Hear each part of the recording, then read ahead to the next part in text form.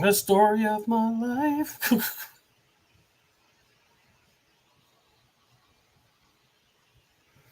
right, let's go. Hi, everybody. Give us a minute. My phone decided to do the fucky. No minute for you.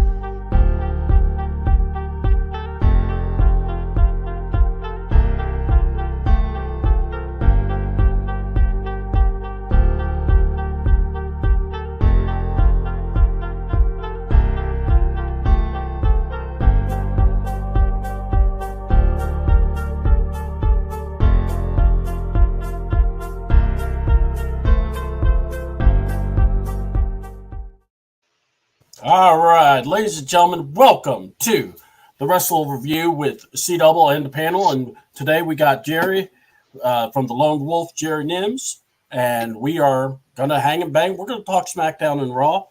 And how you doing there, Jerry? I'm all right. Long day, long week already. All that good stuff.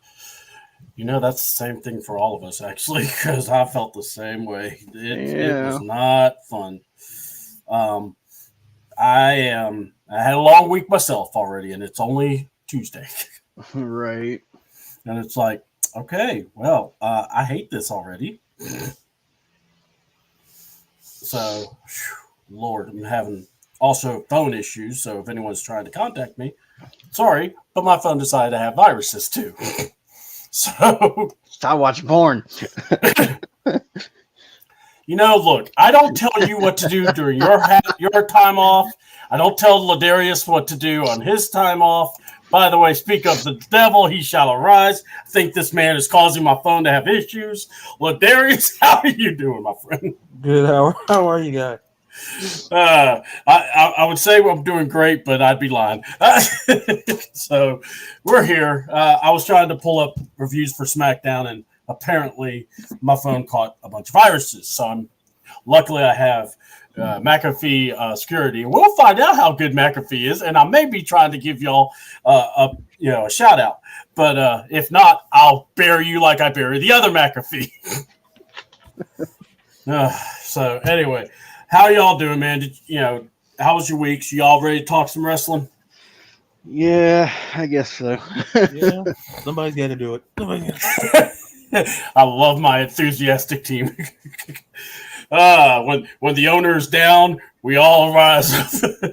Well, I mean, I spent my Saturday wrestling, so. Oh! Look, with Jerry with the flex. Oh, I had to wrestle.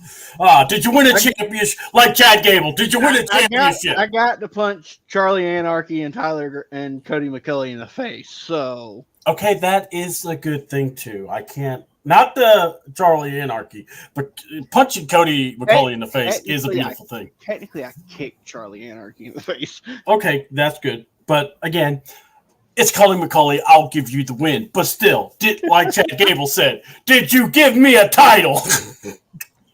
No, because it wasn't 4-1. No, okay. God, Chad Gable's becoming very funny as a heel. All right, so let's start with SmackDown. You know, they obviously were focused on King of the Ring. People are kind of having these issues about they should have made a way to get all the matches on there. So we're talking 8 matches in 2 hours. Yeah. To be honest, I thought they did the best that they had to deal with. What do you guys say, Jerry? Could, but I mean, it's not like they didn't show the parts of the match that happened over the weekend. Yeah. You know, I mean, yeah, you didn't see the full match, but you saw clips from what happened in Macon and wherever else they were. Yeah.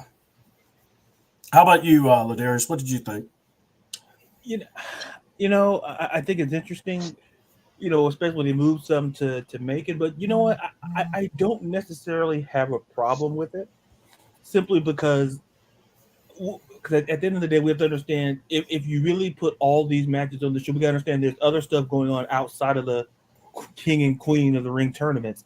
So something had to be on the chopping block. And, I don't see no one being disrespected or nothing like that. I was fine with it because there's things exterior on the outside scope when we were talking about the King and Queen of the Ring tournament. So I have no problem with it. In the matches, some of the matches weren't that bad anyway. That were on the card as well. So, well, I will say this: trying to live up after Gunther versus Sheamus and Ilya versus Ricochet, SmackDown was going to have a hard mountain to climb. I mean, but I thought they did very good. I'm not going to like critique wrestling. I mean, I don't like doing that because I like to enjoy wrestling. I like to just watch what they give us. But let's go ahead and get into it. So SmackDown started, and we're going to get it. Or Cody comes out, and Nigel's going to announce the next contender. And there was a part of me that went, is Nigel going to announce himself as a contender? Because, I mean, I know he has surgery, but I was like, hey, why not, I guess. But no, he announced Logan Paul. So what are y'all's thoughts on that? Let's see. I swear to God, they better not put the title on him. Go ahead. And that's my really only downside is I swear to God, they better not put the title on him. I think it's going to be an all right match. I think Cody can carry him enough to where it's going to be a good match. So I'm kind of looking forward to seeing the match, but I hope they don't put him over on Cody. Yeah, what I will say is this: first of all, I have no problem with Logan Paul being the guy. That's number one, because if you're seeing the way he's kind of being built, I don't have a problem. And it's not the first time we've seen him, or he'll be on Showcase over in Saudi Arabia. Remember when he fought Roman Reigns? Right. I think was it last year, 2 years ago, something like I can't remember the exact time. So I'm not really surprised. It's just, to me, I'm kind of curious to see how this kind of goes because I don't think the U.S. title's on the line. I don't know. I don't think so either. But what makes this match interesting to me is that I think Cody can do enough, to your point, to kind of carry the match. But I don't think he's gonna put. I'm like you. I don't want to, as much as I like Logan, and I really do. I love Logan Paul. I love his heel work. I love him, with the title reign and everything like that. But I don't think they're going to put the belt on him now. But I think I talked about this on another episode where I feel like he's going to be a future world champion. Yeah. It's just a matter of how it works out and how do we get him from the kind of like, well, he's only the U.S. still kind of from the mid-card picture and kind of get him to the main event picture. And I think this is kind of like that step as early, this year to kind of get him transitioning out, facing a guy like Cody Rhodes for a second title defense. So right. I have no problem with it. I think it's going to be a very serviceable match. It might be, like I say, Logan in the ring is top notch. Cody can handle himself in the ring. So I think the match is going to be, it's fine. I won't say it's safe, but I expect it to be a good match over there. I love how you said, I can't say it's going to be safe. I will say this. I think to have a match, I don't have a problem with doing a match. I don't have a problem if Cody is defending the belt. My issue is you're putting the U.S. title on the line. And I don't know if they are or not. Well, exactly. That's it. It's almost like this. I'm hoping they don't. Because I think if this is a straight up Cody's defending the belt against him, then I have no problem. Yeah. Because my thing is this: if you've seen Instagram when you saw Logan Paul losing his mind for Cody winning the belt. Yeah. So I don't think this is like a politicking thing. I think what this is, it's Saudi. I think they want a big name to go against Cody. Well, let's be honest, on this roster right now, the big name that's not tied into a tournament, it's Cody versus Logan. Yeah. And I think the match will be good. But it's like this. When you have this opportunity, you are wondering, are we going to have a fucky fuck? Let's just call it what it is. Are we going to have a moment where we kind of throw a monkey wrench in things? Right. Or you just let Cody be the man he is and let him take it. Because I think if it's Cody versus Logan Paul, I don't think there's really anything to worry about. I think Cody will handle Logan Paul, and I think it will be a really good match. I've been impressed with Logan Paul too. I mean, his heel work, I think the stuff he's been doing has been really well. I wasn't ready for him to challenge Cody right now. Yeah. But I could see why they would do it. I just wish they would have figured something else out. Hell, I'd rather have Logan on the SmackDown roster for King of the Ring. Yeah. You know, I mean, that would have even been better. So, well, especially after his little beef with Jey Uso. Right. And I'm like, that would have been freaking clean as a mug. So, I just, like I said, seeing that, I was very kind of in the middle of that. Like, I liked it, but I kind of like hoping let's not do the title for title. Yeah. Because I don't want there to be a reason why Cody has to lose. That's the other thing. I mean, let's be honest, Cody could get away with it. I mean, hell, Cena's lost. I mean, all the popular faces have lost before. It's not like it hasn't happened. Yeah, it's just I don't think it should happen right now. Yeah. It being a second defense, and I don't think it should be title versus title right now. Yeah, I agree. So, but yeah, so all right, now they give us the matches. LA Knight and Escobar will be facing in a TV or basically live event match, as well as Tiffany Stratton, and I believe it was Mia Yim. So that left us with Nia versus Naomi. Yeah. And this match was good. I'm not going to crap on Nia. But what I am going to say is I felt for Naomi because at the end of that match, all she could focus on was keeping her top on. Yeah. Because there was a couple of spots where the cameras went black. Yeah. And, look, I get it. But, my God, I felt for her because I did not think, it's like, man, of all people, you don't want that to happen to. Yeah. And I mean, like, it happens. Wardrobe malfunctions all the time, whether it's men or women. Yeah. Hell, AJ ripped the ass out of his on a pay-per-view. Yeah. And yeah, I think it was more the style that it was designed. Mm-hmm. Just couldn't hold up. I think she needs to go back to her old style gear, honestly. But like you said, overall the match was pretty good. I wouldn't shit on Nia. Nia did a pretty good job. Yep. Now, as we're talking about this, we're going to kind of address the women's bracket altogether. Then you had Jade versus Piper, which I didn't expect it to be that good of a match, but it was. So big shouts out to Piper. And then also Bianca versus, Candice. Yes, I almost forgot her name, but it wasn't out of disrespect. It was just one of those. I'm going, God, I know who it was. I can't remember. So what did you all think about the match? What do y'all think about the brackets? What could we be expecting coming for Saudi on the SmackDown side? Go ahead. Okay. Go ahead, Ladarius. Okay, I guess my time is yielded back to me.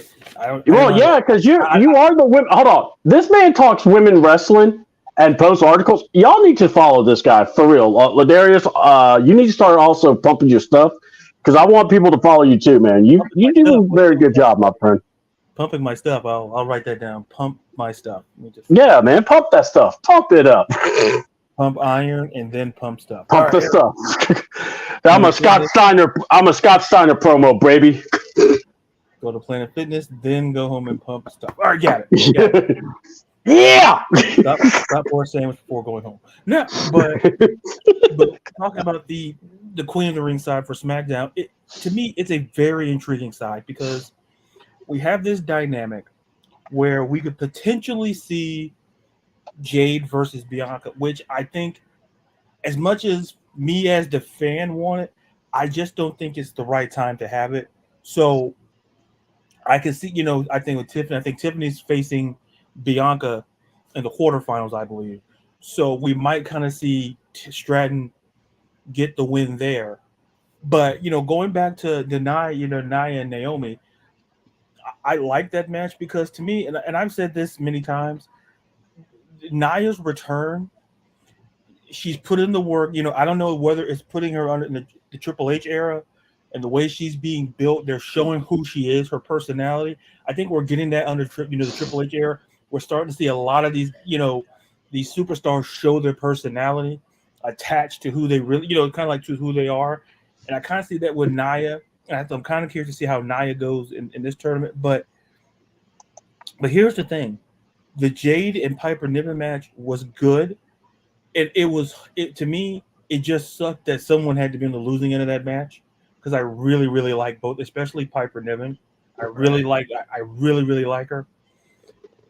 But I just think overall, so far on the SmackDown side, there's a lot of intrigue. Not to say there's none on the Raw side, but I just see a lot of intrigue. And hopefully, if we kind of get, I think Tiffany Stratton, in my opinion, she maybe has the inside track to kind of win on, to kind of be the representative for SmackDown. Kind of if that's the direction they're kind of going toward. But I think all the matches were great. I think even Bianca and Candice was great. Great to see Candice out there get her stuff in. But I think Jade and Bianca, it's too early. I don't think that's the plan now. I think we're saving it. So I kind of see Tiffany Stratton being a big factor in this, and to me, kind of the favorite on the SmackDown side. Okay. What about you, Jer? I pretty much agree. Like you said, Nia and Naomi was really good considering. I thought it was going to be a lot worse. And I mean, like him, I'm a fan of Piper. I have been. Yeah. Other than the dewdrop crap, because that was just stupid. Amen. Her and Jade did really well together. Which, I mean, I know Jade's still fairly new, and Piper had to kind of carry her probably a little bit, which is fine. Mm-hmm. And then Bianca and Candice, which I know everybody knows that Candice can get in there and tear it down. From all her stuff from the Indies with the Bucks and everything else. So I mean that match was really good too, and I don't think they're gonna push Bianca and Jade right now to get against each other. I don't think they should either. Mm-hmm. I say save that for near the end of the year. I'm with you. I mean, here's my thing. I think Jade and Bianca falls in the same boat as Ilya and Gunther. We'll talk more about it because there is some outrage, but I mean, I think they did the right thing. There is a couple of things I would have done differently, but I really think the best thing was to prolong Gunther and Dragunov. We'll talk more about that when we discuss Raw. But by the way, what's up, Ron and April, and lifetime viewers. So also check out Talk Jewish tonight at I believe it's 7 or 8. So yeah, I believe so. Also, so let's talk about the women. So we're talking about Nia. I thought Nia did a really good job with Naomi and how they covered up for everything. I thought Jade and Piper was very impressive. And I'm going to give a lot of it to not just Piper, but for Jade because of what she had to deal with from the pay-per-view, the slack she got. And look, fair, unfair, it is the business, and fans are going to be critical. I mean, we're doing shows now where we're speaking our minds on what we think, and I can understand, but I also feel like there's a place where you don't want to go with some folks because this is their crap. Huh? Like body shaming. Yeah. There's no reason to body shame. I mean, and you always notice it's always someone that's not in good shape either. Yeah. I mean, we'll go about this, Sky Blue and the other women that have been, stuff. Because I'm going to go here. Back in the day, wrestlers could say anything to the crowd, and now we're in the realm where now the crowd says something to the wrestler that hurts them, and it's like, it is what it is. There are some folks, like Jerry knows, there's some guys there wouldn't give two craps what the people say about them. But then there's guys in the locker room that probably would have it on their mind what the hell someone says to them. Yeah. And it would mess up their whole match. And it's like, you have to get that person back on track. And it is what it is. So big up to Jade for that. And I got to go here. Bianca, she could sell ice to an Eskimo. She really could. I mean, I was like, she ain't really that hurt, but she sold getting beat up by Candace and Indy like $1 million, and I'm just going, I didn't expect that to really get drawn in like that, but I thought it was good. But I'm with you guys. I think the best thing to do with Bianca and Jade, you don't have to have one versus the other now. There's no need to. It really isn't. I think Bianca might be the person that comes out of the SmackDown bracket if Io wins. If Lyra wins, I could see either it be Nia or Tiffany Stratton. But I'm thinking you're going to get a face win on the women's side. I'm thinking. That's just my, too early to tell. Yeah. But because, we just saw Dragunov lose, but Dragunov was going against the number one pick / face of Raw right now. Right. So, all right. Then we had Randy Orton in a very good qualifying match with AJ Styles. That was the main event of the show. Yeah. We had Tama Tonga versus not Bobby Lashley, but it was and it wasn't Ford. It was Dawkins. Angelo Dawkins. All right. I'm trying to remember the other match. Not LA Knight, but who's the one? Oh, Hayes versus Corbin. Okay. I'll give you all my thoughts, real quick, and then y'all just tell me what y'all thought, and also same thing about this bracket. I thought Carmelo Hayes I thought Baron Corbin impressed me more. Corbin was going toe-to-toe with this kid, and he made him look good, but God, I just want to see Corbin team with Braun now because I just don't want him to get stuck on SmackDown. But I thought Corbin looked really good. I liked the beginning of his look. The Titantron looked really good with him. But I'm just glad he's back on the main roster now. But then let's go ahead and fast forward. You had Tama debuting, looked impressive. Murdered the Street Profits, as well as that match didn't take long, which I was very surprised, but I kind of liked that it didn't. And then you had the other match, Orton and Styles. Styles, come on, you asked Randy and Styles to have a match. You really think they're going to have a bad match? Yeah. They could close the show. They're going to have a very good match. And I thought it was very good. I thought Randy looked good. Like that he was selling a leg injury also. So what were y'all's thoughts on SmackDown as I get back on my computer? So, I mean, overall, all three of the men's matches as well were pretty good.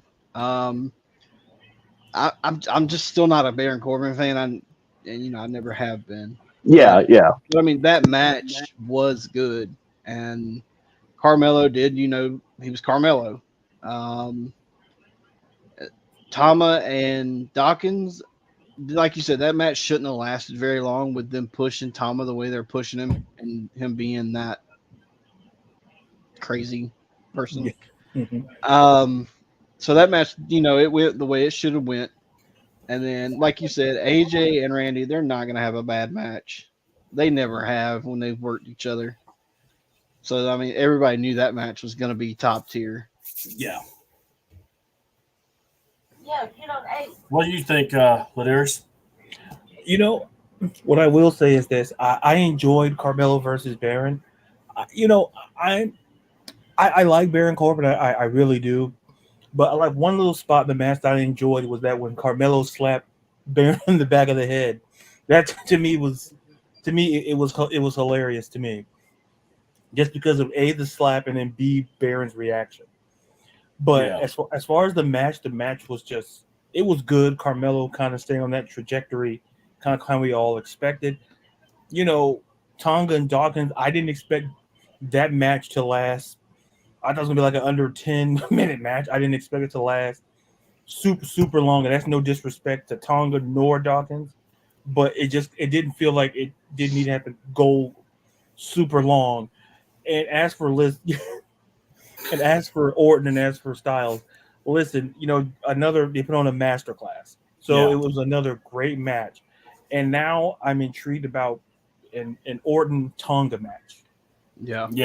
Because to me, that's the intriguing part when I look at this bracket on the SmackDown side, is that you give us, this is probably, and no disrespect to Carmelo, versus Orton, but, potential, that match there.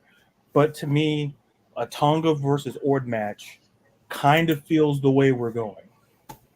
It kind of feels the route that we're going, simply because we're kind of bringing in what happened at the previous pay-per-view. We're bringing in the Bloodline, what they did to Orton, what they did to Kevin Owens. So to me, the SmackDown side interesting. We might potentially get a Tonga and Orton potential final, and like I said, it's not the worst thing in the world. So I love how Randy Orton brought that up too. I love how he's just he's so calm, cool, and collective. He's always been able to do those kind of promos. But finally, he's putting some emotion. He's showing, how he felt. And by the way, Berto, one of the original OGs, but, in his Sheamus voice, fellas. So I would say it louder, but, I don't want to disturb the house here. So, but yeah, man, I'll tell you, I thought Randy and AJ was awesome. I thought Tomo had to be impressive. I don't know if Bobby Lashley's really hurt. And I'm actually going to say I don't think he is. Right. I think they knew they had to do something to make, Tama look amazing. And you're not going to destroy Bobby Lashley. Yeah. So why not just do the smart thing and go out and take out Dawkins. And I hate to say it like that. But, he's the guy that can do that. And I don't think there's nothing wrong to saying, hey, Dawkins, go in there and get destroyed. Ford gets spiked by Solo. Look, if you're going to do this is what I'm thinking needs to happen eventually. For right now, if Bobby is hurt, then let's see the Street Profits team with Randy if KO's out. Yeah. And then you would have those guys going against the Bloodline. They're still going to lose, but it is what it is because you're building up the Bloodline. But yeah, I'm leaning like what you said, Ladair. I think it's going to be Orton versus Tama because I hate to say it, Carmelo versus Orton. I don't see Randy losing to Carmelo. I don't, because then you would have to put Carmelo, your young hot guy, versus Tama, who. He's just going to murder him. Yeah. I mean, and if you do the match, I'm going to go here. I can see someone saying, all right, Tommy, you're supposed to go over. No, I'm not. Or you're supposed to lose. No, I'm not. Or it's like this. Okay, I will. By disqualification. No, you need to get picked. Nope. Right. And he's going to beat the holy – I mean, that's how I would do it. If Tama gets out of this tournament, it needs to be the most violent way. You got to get himself disqualified, basically. Yeah. The ref's like, no, stop. No, you're going to kill this man, type deal. Oh, think of the children, type deal. Yeah, exactly. We've already got a few words let out after that. If but he does. Yeah, exactly. Oh, God, that would be beautiful. But then we had that wise man getting spoken to by Solo, going, you take your food off my plate. He brings up that he's talked to Roman. I don't think that's true, but we'll talk about that later. Well, I'll talk about that now. But then, basically does the hug, and we all know it's kind of like, okay, where's the padded room where Paul's about to get it? But what are you thinking? This Bloodline, the second chapter of it, let's say, is very ominous with a lot of the moves they're doing. Right. So what do you guys think? Honestly, I think they're going to kick Paul out here soon. I think somewhere within the next month, maybe if that long, they're going to kick Paul out, beat him down. The Rock's going to come back, if Rock comes back that soon. Mm-hmm. And we're going to have that the start to build up for that other storyline, bloodline. Mm-hmm. What about you, Ladarius? Yeah, I kind of agree with Jerry. I've always kind of felt. I think I talked about it here somewhere. I kind of feel like The Rock plays a role in this because it's something that was said. It was something that it was interestingly said when we got I think post WrestleMania, and it just felt like The Rock is somehow going to be involved. I think with the second, I think if they do kick out Paul Heyman, they may beat him down, or they just may just say your services are no longer needed, with the bloodline. And I kind of feel with this second chapter, we're kind of seeing Solo kind of have a prominent role because it was always like, what are they going to do with Solo post Rome? That was always the question that I had, like, what are we going to do with Solo post WrestleMania if Roman when Roman dropped the belt. And I think now they're doing a good job. You're adding pieces to the puzzle, which we kind of all expected. It's just a matter of, like, with Paul Heyman's role, I don't know if they're going to pull an Edge and just kind of jump in. Honestly, they need to beat him down. Yeah. They kind of pull like an Edge, kind of like hug him and then like it's kind of like the Godfather type of stuff, and then you kind of sense it in the room. And then Heyman, if he does get beat down, Heyman can take he can take it. He can take a ball whooping. Yeah, he can take it. Yeah, for the good of the business and the good of the brand, he'll do it. But like I say, I like where this is going. It's just kind of seeing where they go directionally. But so far, I kind of like this second chapter so far in the bloodline. I think before we go into he needs to get beat down, you got to keep Heyman around before Roman even shows up. Yeah. So we can have that look and that moment. And then not just that, but we got to go look into what it takes what's the next step? Because Jay is going to go against Gunther in the semi. Sorry, spoiler alert. And this is where we need to find out if maybe Jacob Fatu is involved, or are we going to have Bloodline determining the King of the Ring? And that will be interesting. These are going to be some things that we'll talk about when we discuss Raw. But that's really – go ahead, Jerry. Honestly, I don't think Roman should come back until they beat him down. That should be Roman's reason for returning. Yeah, that's the trigger point, yeah. Is them beating Paul Heyman down. I hear you. I mean, I think you got to – I have a crazy feeling Paul does get beat down, but I think Paul's also in with The Rock and knowing what to, we will see. Because like I said, they're trying to do some stuff, and here's my thing. Because some folks are going, oh, man, they're going to make Roman crazy over. I'm like, yeah, but Roman's already over. Yeah. And the only difference is he'll be a baby this time. Yeah, and it's like, he's not going to win the title to care. He shouldn't, because he's his own man. He's above that, I feel. Yeah. Now break glass, someone gets hurt and you need it. Yes, he can be the champ. But I'm really more curious about this, what's going on here.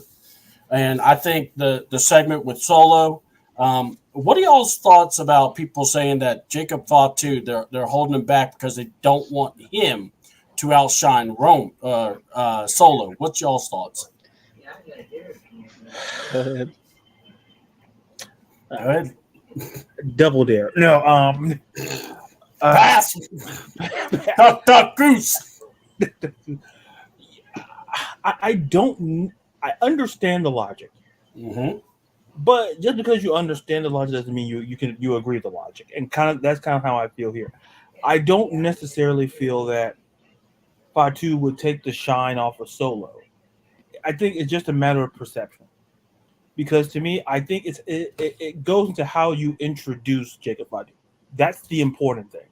How you kind of weave him into the blood, how you kind of weave him in is important. Yeah. Because that will kind of be determining, well, does he take the shine away from Solo or does he not? And people are like, well, Solo's been in here for real. We're pushing to, but I understand when people say, well, if Jacob Fatu shows up, I can see a situation where you kind of see the platform getting lifted more for Jacob. I get that. But if you do it correctly, which, once again, I trust Triple H in this. I think when he brings in Jacob Fatu, it's not going to be to outshine Solo Sikoa. That's not the objective. No. The objective is to put in Jacob Fatu to where he fits into the storyline and with the Bloodline storyline and make them both work. To make them both on a level playing field. Don't one feel greater or lesser than the other. Kind of keep on an equilibrium. Yeah. So Yeah. I understand where people can kind of read into that, but me personally, I think if you book it correctly, you book them evenly. And I think Triple H is the way he's booking. I think he's going to do it that way. They're both on equal footing. Yeah. And I agree with that. Do I think Jacob can outshine him? Oh, fuck yes. Jacob can run circles around him. But I agree to, they need to put them on that same even playing field. Because if not, Jacob's going to. Yeah. That's a given. Jacob's going to. I mean, if you look at some of his MLW promos against Cruel or any other person, it's top notch. Do they put him? Because we all thought we were gonna get Jacob. Yeah. The other week, but we got Loa. I don't know how they're gonna bring him in. Because if he's gonna come in on Roman's side, if they do the Bloodline versus Bloodline, he's gonna have to come in baby. I think you could overwhelm. I think you could. You're in a spot where you could overwhelm because maybe, but I don't know. Yeah, go ahead. I mean, look, this is how I'm going to say it because I'm glad y'all were saying because you're kind of bringing it to my level here. Because here's what I'm going to say: that's the job of Paul Heyman. Oh yeah, I mean yes, and that's the other thing I think people haven't really thought about. Paul behind the scenes is going to work, and like everyone's going to work with this and be like, Jacob, will it happen eventually? Probably, because we all know how it is in the business. If you're talented, if you catch the fans' eyes and they're down with what you're doing, they're going to follow you. And Jake checks all those boxes. Yeah, and he does. He's legit. Listen to him on the mic. Watch him work. He fits it all. And I'm looking forward to him being on SmackDown. Now, with that being said, I'll tell you my theory when we talk about Raw because that's where I want to look at. But my ending thought on SmackDown was good show. We had a lot of good back and forth. They showed DIY again. I like that they're focusing on their talent, their champions, and their wrestlers. And I thought they did a really good job, King of the Ring, with the 2 hours. Right. So that being said, big ups. I liked what they're doing with the Bloodline. Jacob Fatu, I'm telling you, they're either going to hold him out before they go. The one thing we also need to know is he okay to go overseas? Because if not, that probably tells you what direction they need to do with the King of the Ring finals. Yeah. And what I mean by that is we saw Raw with Gunther, Kofi, which I was very happy with. They followed up after that promo. Yeah. And then you had Ilya versus Jay, which was going to be the main event. Lyra versus, Zoe Stark. And I did not do that on purpose, but I do think about that when I try to remember her name. But and then I thought Shayna and Io just put on a show. Yeah. I thought start off Raw hot, and just the entrance where Shayna attacked her. But It started off with Drew McIntyre. They did that whole camera fill area where they walk in. He calls out CM, or of course he's going to say his shots at CM Punk. Make fun of Priest being a paper champ, and then the more I hear Priest's music, the more I'm actually liking it. I have to go here, especially when it said "All Rise." I just liked how it hit. For some reason, that when it hit that way, I thought it was awesome. I mean, Ladarius must have thought so too, because he was busting a jig just now. I didn't. I was impressed there. You were moving quicker than I did on the treadmill today. But no, for real. So, what's y'all's thoughts on the promo and basically, what was said and what's overall thinking? Yeah. So overall, that promo segment, it was good. To Ladarius' point earlier, they're showing more of themselves, which we've talked about with Damian, kind of pushing that line of being a good guy or bad guy. But I don't feel like this promo was like that. I think it was more of just, this is me calling your ass out, calling you out. Mm-hmm. So, I mean, overall, like I said, that promo hit where I think it needed to hit. Oh, yeah. What about you, Ladarius? What did you thought about? Yeah, I second with Jared. I think we needed that out of Damian Priest. Yeah. We needed it because here's the thing. You can't sit on the fence as a champion. You have to be definitive. If you're I don't want to say even if you're a superstar, have a side. You can get away with the tweener stuff to a certain degree. But when you're the champion, you have to be definitive in who you are. And that's what we've all been asking of Damian Priest. I don't care what side you pick. Just pick a side. Just be consistent in your promos, just as much as you're consistent in the ring. It works both hand in hand. I don't know if Jerry being, it's about being consistent. Yeah. Because you can't fool fans go, well, wait a minute. In the ring, he acts like a heel. When he's on the mic, he's a face. Like, well, which one are you? Yeah. So it's about being consistent. And I think we got that out of Damian Priest. And someone down the line will get a Priest McIntyre match, which is fine. Whenever down the road, maybe SummerSlam, whenever, however. But we just needed Damian. That, to me, the big takeaway was Damian Priest was consistent. And that was something that was much, much needed, because now we're kind of saying, okay, now we're seeing what kind of champion he is. Now you're building your own self as a champion. Take the stance and listen. He won the promo. He did a solid job. Oh yeah, against Drew, who's been great on the mic. It feels like for months. So that my take was that a great promo from Damian Priest was needed, and now, we'll see if the consistency just keeps flowing. Here's what I'm going to say. The Punk part, Drew did well. But when it went to Priest, it was almost he did the softball stuff because of the fact, he's focused on Punk. But the thing is, he's throwing Priest because, hey, you took my belt. And it's like Priest came in and eviscerated and showed the world what long-term booking really is, because what's the first thing he said? I wanted to cash this in on Seth. Yeah. But you stopped it not once, twice.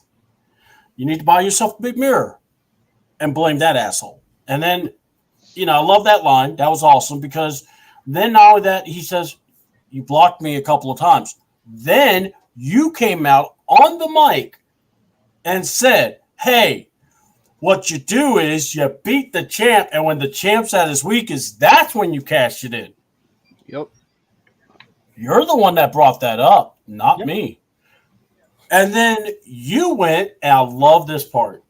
You couldn't take the belt and your wife to the back to celebrate.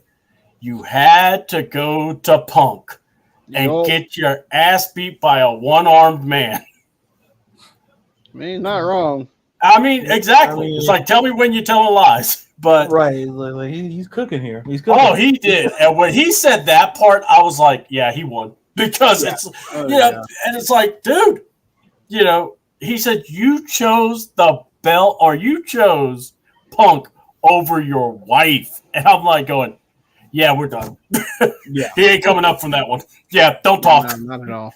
You're not allowed to talk after that. And he's like, that's on you. But, I'll give you a title match. But you better, but you'll remember, I ain't no paper champion. I thought it was great. I really did. Yeah. When he brought the wife in, I was like, damn.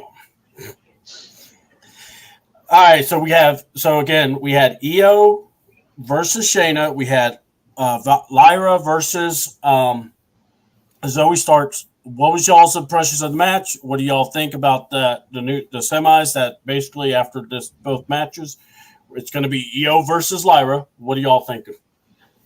Let's go with little Darius. Give Jerry a little time to.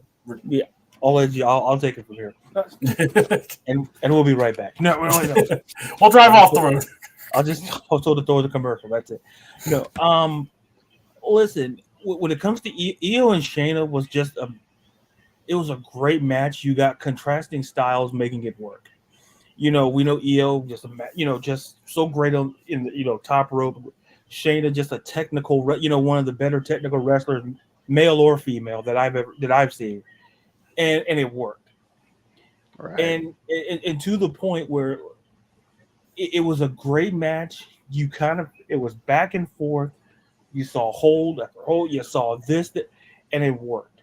You can put on a great match. You give people time. I know it's a hard concept for folks, but if you give people time, they can put on a great match.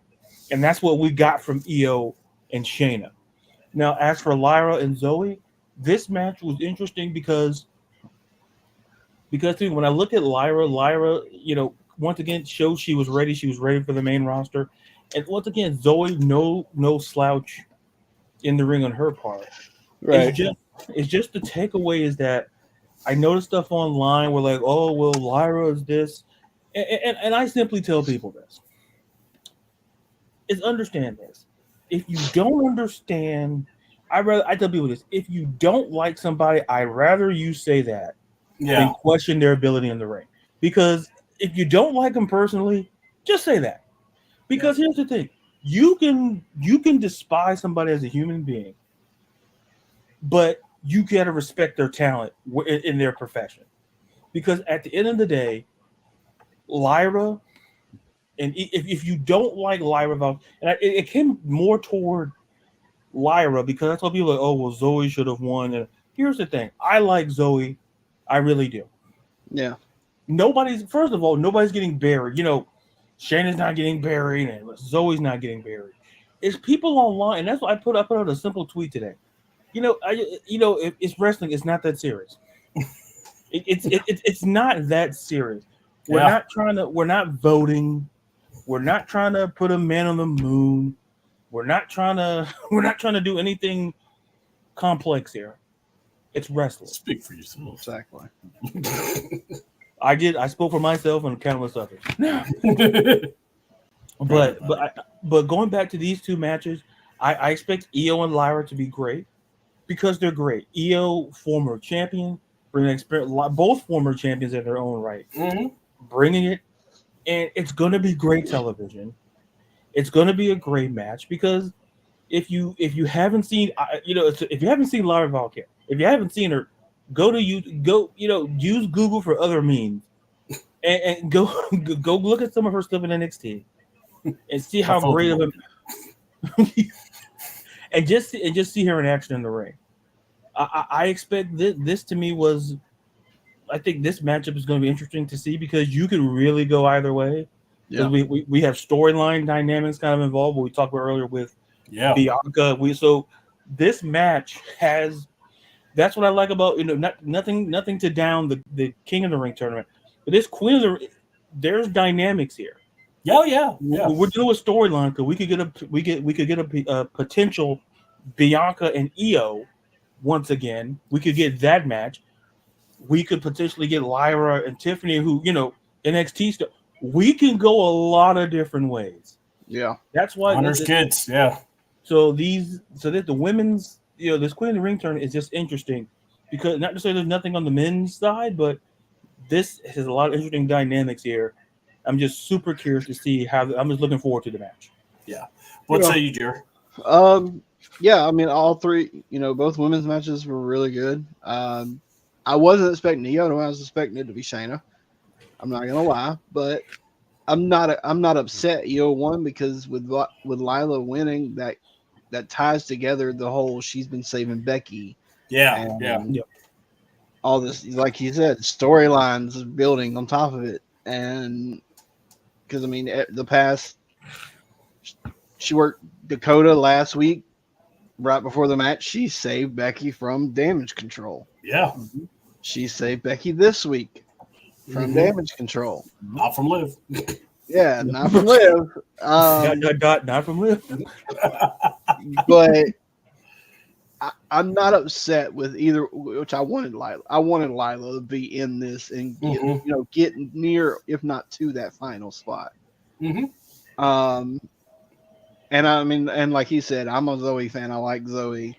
I've liked Zoe when she was in NXT. So I'm not upset with the way this is going. Yeah. I will say, I thought Shayna and Io brought a lot of intensity. I didn't expect that. I liked the follow-up from the parking lot, and then just Shayna going right at her from the get. Love that match. I thought they both did very well. Io showing why she can actually counter people on the ground, which was great. Big ups there. And then I got to go here. When you look at the Lyra versus Zoe Starks, this is what I said before, and I'll say it again. When I see Zoe, or it's like this, Zoe Starks has had more time on Raw, and I get it. A lot of stops go and with her and everything. They got to figure something out for her. Yeah. They got to figure, because something's missing with her. Because I just saw Lyra come out. The crowd's doing her hoot thing through her music, that's part of what NXT did. So that's cool. But she's already getting the crowd behind her. And that is very key. If the crowd can get behind you, even if the match is slow and everything, that's everything. And for Zoe, she's got to figure something out. I think her and Shayna needs to stay as a team and get more violent. Yeah. And start being more ruthless and having a feud, like go after Bianca and Jade and actually make it where you two are also as feared as these two. I mean, it's going to take some work, but it can be done. But that's where I would look at it. Also, backstage segment I didn't bring up before, but we could talk about it. Lyra's being interviewed, and first Becky shows up, walks to the left, and then Liv shows up. And I felt like it was a video game where, all these characters were crossing. And Liv shows up and goes, "Isn't Becky a bitch?" And I'm going, "Oh, didn't Becky just walk right past you? I mean, did you not see her? I mean," and then all of a sudden, Becky's right behind Liv. And Jerry, we have seen some bad punches. Yeah. Jerry. I wasn't going to say nothing. Oh, no, we got to say something because that punch was awful, Jerry. Yeah. And the sell, because there was no whop. There was nothing. Yeah. You could have had a Wile E. Coyote. Should have slapped her. Yeah, something. But I mean, the punch, you could, I know most fans couldn't tell it, but you could tell, it went right here. Just right here. And it wouldn't have been so bad if she would have swung out like that, but no, she just straight jabbed and it just and then she just kind of goes down and grabs her mouth. She didn't hit you here. You could have probably gotten away with holding here. Yeah. But yeah. Come on, Rebecca. Damn. Yeah. Well, there is. I know we just talked about women, but look, this Becky Lynch, she knocked the bejesus out of Dom. About jocked that jaw. This was not her finest shot. Brother. What is that, brother? I plead on this comment, and we can. I think we go to the next thing on the segment card. We can do that. Well, let's talk about it. One of the really coolest moments, we brought Lillian Garcia back. Samantha being awesome as she is, but she got to bring Lillian. They got to have a moment. She got to introduce the men's side, and this is where we'll do what we did for the women. We'll do for the men. Gunther and actually we'll hold off because I want to talk about that main event. But Gunther and Kofi, I actually thought this was actually one of Kofi's best matches. Right. I actually watching, I thought Kofi came in. It was good to see New Day not looking stupid or being silly. They were, Kofi was focused. He was going after the leg. I was cracking up because in my head I'm going, Kofi, you working the leg. You ain't got no submission moves, Kofi. It's like, I haven't never seen Kofi with the submission move. So, but yeah, we got to see the match.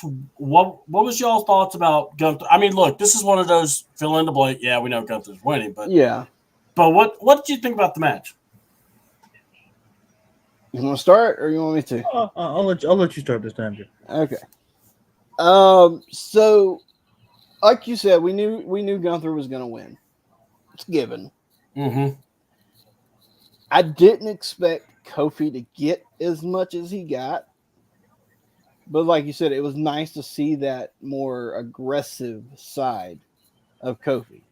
Yeah. Instead of the silly pancakes and unicorn horns and all that good shit. And I like that Kofi was working a body part because he doesn't do that a lot.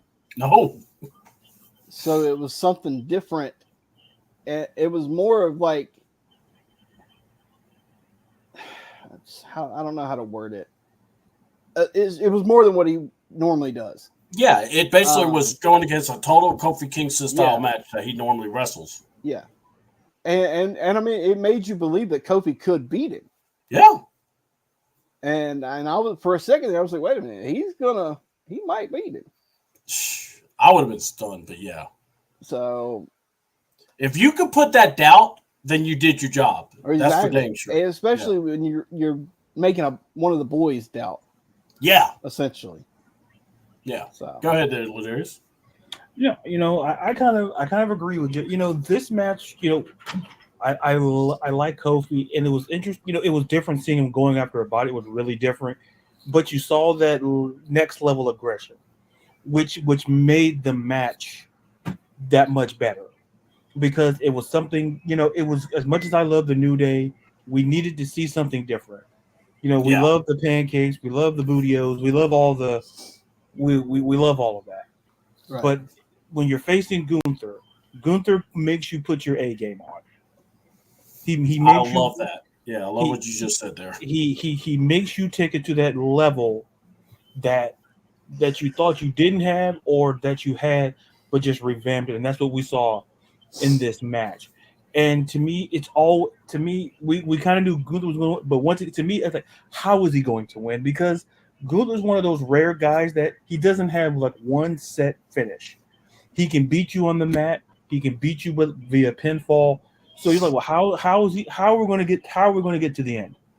It's kind of like a movie that you kind of know who did it, but you can't figure, well, how did they do it? Yeah, that's what I look at it with Gunther in this match. And to me, it was a great match. And to me, with Gunther, it's just, we'll talk about it, short, down, later on. But to me, with Gunther, I just think Gunther just makes everybody step their game up. Yeah. And that, not to say Kofi is on a down game or nothing like that. But like Jerry said, it was very rare that I can recall a Kofi Kingston match where he just targeted a specific body part. Yeah. And he just went all in. He dragged Gunther to the buckle, and just slammed his leg. Yeah. And I'm like, wait, I've never. Yeah. It's been a minute. Like, yeah. I'm pretty sure Kofi's done it, but not like nothing like 5. Nothing to my recent memory. And I that's mean, what made it great. The only thing I could come close to remembering was him and Randy Orton. Yeah. But I never have seen. To that Kofi. level, I'm like, yeah, I was like super impressed. I was loving it. I really was. Now, here's the thing. Let's talk about it. So we had the tag. I'm gonna jumble this together. You had your tag team titles, because we're gonna figure out a contender. And I'm gonna say this: when Pierce said why he didn't put Braun in the tournament, I wanted to slap the man. And here's the thing.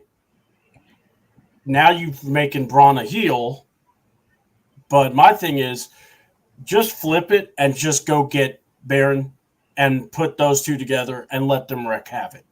Yeah. And make it where they are an unstoppable force. I mean, there was a lot to go with their tag team, and it wasn't really able to go any further because Braun was moving on. But I like the tag team setup. They had a 4-way. What I would have liked is Braun Breaker interfering in it. And I think you're going to see Braun Breaker interjecting somehow, some way. And I'll go into my, what I would do. But yeah, you got the tag team match. I'm not going to go with the Valkyrie or the, Kaylin Paxton, whatever she was. She came out and talked to Pierce. But I thought, all right, let's get this tag team. Let's get a tag team. Oh, Creed City. All right. Okay, Final Testament. Of course. Oh, new catch. Okay. Judgment Day. Oh, boy. Okay. Yeah. Judgment Day is going to win this. Judgment Day wins. But I got to ask a question because, Jerry, you're the wrestler. So if I do a backcracker through a table, but I don't really get affected, but my opponent who landed on me is knocked out. I guess he farted on him or something. But I've tried to figure out how Pete Dunne or whoever stayed knocked out for Carlito. Yeah. When Carlito went through the table. It was hilarious. I mean, I know what they were trying to do, but when I saw him do the backcracker on the table. I don't know. I don't get that. I wanted to go, okay, who came up with this finish? And also, did all y'all not laugh when you came up with this finish? Yeah, that's ridiculously stupid. I must have missed that part. I'm glad I did. Yeah. Trust me, I'm watching it now. It's freaking hilarious. And Miz and R-Truth's face were priceless. Yeah, I'm just going to leave that alone. Yeah. So, yeah, JD and Finn are the number one contenders for the tag titles. And is it wrong that I would like them to win the belts? Because I really don't like seeing Miz and R-Truth with them. Honestly, I think it would make sense. Yeah. So. Especially with Carlito now basically subbing in for Dom now. Yeah. What do you think, Darius? To me, you could kind of see it coming. Kind of like, I don't want to say they foreshadowed it when you saw Carlito in the back with the Judgment Day. Mm-hmm. It's like, all right, and then and then all of a sudden, Pierce, we're having a tag, and I'm like, as much as I like the Creed brother, as much as I like New Catcher Pug, as much as I like AOP, they weren't winning this match. Yeah, like if I had to say, well, who would have been like runner up, I would have said they kind of could have went the AOP route if they didn't want to go Judgment Day. But at first when I watched it, I'm like, I don't want.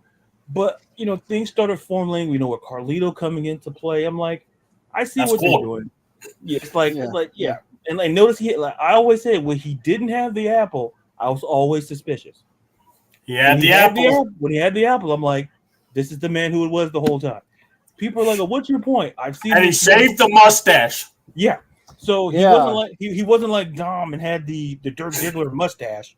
He went the reciprocal route. He just said, you know what? I don't want to be this cool. And he shaved. He said he could still be cool without the mustache. So that'd be cool. He's in the mirror. Okay. Carlito, we need you out. Give me a second. I'm trying to be cool here. Oh, hell. Oh, I got to shave it off now. Wait 2 minutes. I said I'll be there.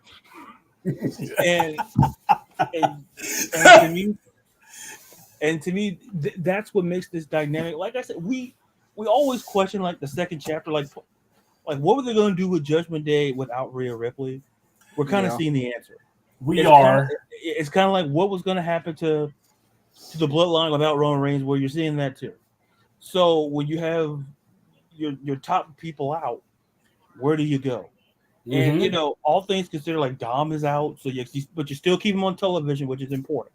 Yeah, I think he's important to the future of, you know, the story potentially with Liv Morgan, all of that. But yes. But as for the Judgment Day, I'm not upset. You know, as big as JD's forehead is in his head, They're gonna put a title belt on that forehead. You know that, right? It's like a bandana, but it's a belt. But it's like, is that a bandana? No, that's the belt. Oh. Color me embarrassed. But I kind of see what the and as much as I like Truth and Miz, I think Judgment Day could get the belts off of them. Yeah, because I don't think they're not I think we talked about this eons ago. They're not long-term champions. No. So, you know, so basically, whoever won this is going to be the new tag team champion. And I think they're going to New Day and kind of seeing where they go from there. But all in all, it wasn't a terrible match. When I saw Carlito, I was like, they're going to go Judgment Day. And it's like, how do we get there? The whole backcracker thing, I don't want to see that ever again. Through a table! It's like, I see, like, in my mind, I'm like, I see what you're trying to do. But it's the execution. Okay, yeah, it's like I think he should have done it on the floor. I mean, yeah, it made more sense. There's a whole ring. Do it outside. What you got all of this out here? Why are we going to the table? Yeah, like you got all of this space and and then the person who should have been, you know what? I took physics in high school. I never thought I would have to use it again. and then I had to use it again watching this to explain how Carlito, who boom, and then how was Pete Dunne laid out like a victim on Law and Order? How was that possible? Right. How was that possible? If he would have seizured, I would have even been more upset. It's like how I don't mean to to go on a tangent on this, but it's just, I don't get it. Yeah, I don't get it either. I don't get it. It's like if you're gonna do it. You gotta do it outside the ring. Yeah, that's what I'm saying. Do it on the floor. Take a finisher from somebody. Dodge the bullet for the guy. And Pete Dunne just laid out. I'm like, is this how we're gonna get to where we're going? Okay, cool. I guess okay. So. Yeah, I'm like, okay, cool. I'm like, so I can go grab me a drink from the concession. Great, thanks. That was cool. That was cool. Yeah, that apple. I shaved my mustache for this. That's a real bad apple. I'm not gonna lie. I don't know what's in that apple. And then brought him back to Daddy. I mean, Damien. But I like what Damien said, because if y'all didn't catch it before they got in there, he was asking Dom, "Hey, you Rhea good? What's going on?" Yeah, I was like, "Oh, hey." And then as soon as he said that, everybody walked in, and it was like, oh, come on. We need more of that, because I want that is what I want to hear from Damien. Because think about it. Rhea said, make sure Judgment Day's on top. Yeah. I mean, that's it. And Damien, I'm not going to lie, has been focused on himself. This is the first time he's actually kind of letting, all right, look, you help the boys? Cool. Stay out of my business. Yeah. So he is kind of making it his pathway. Kind of like Rhea.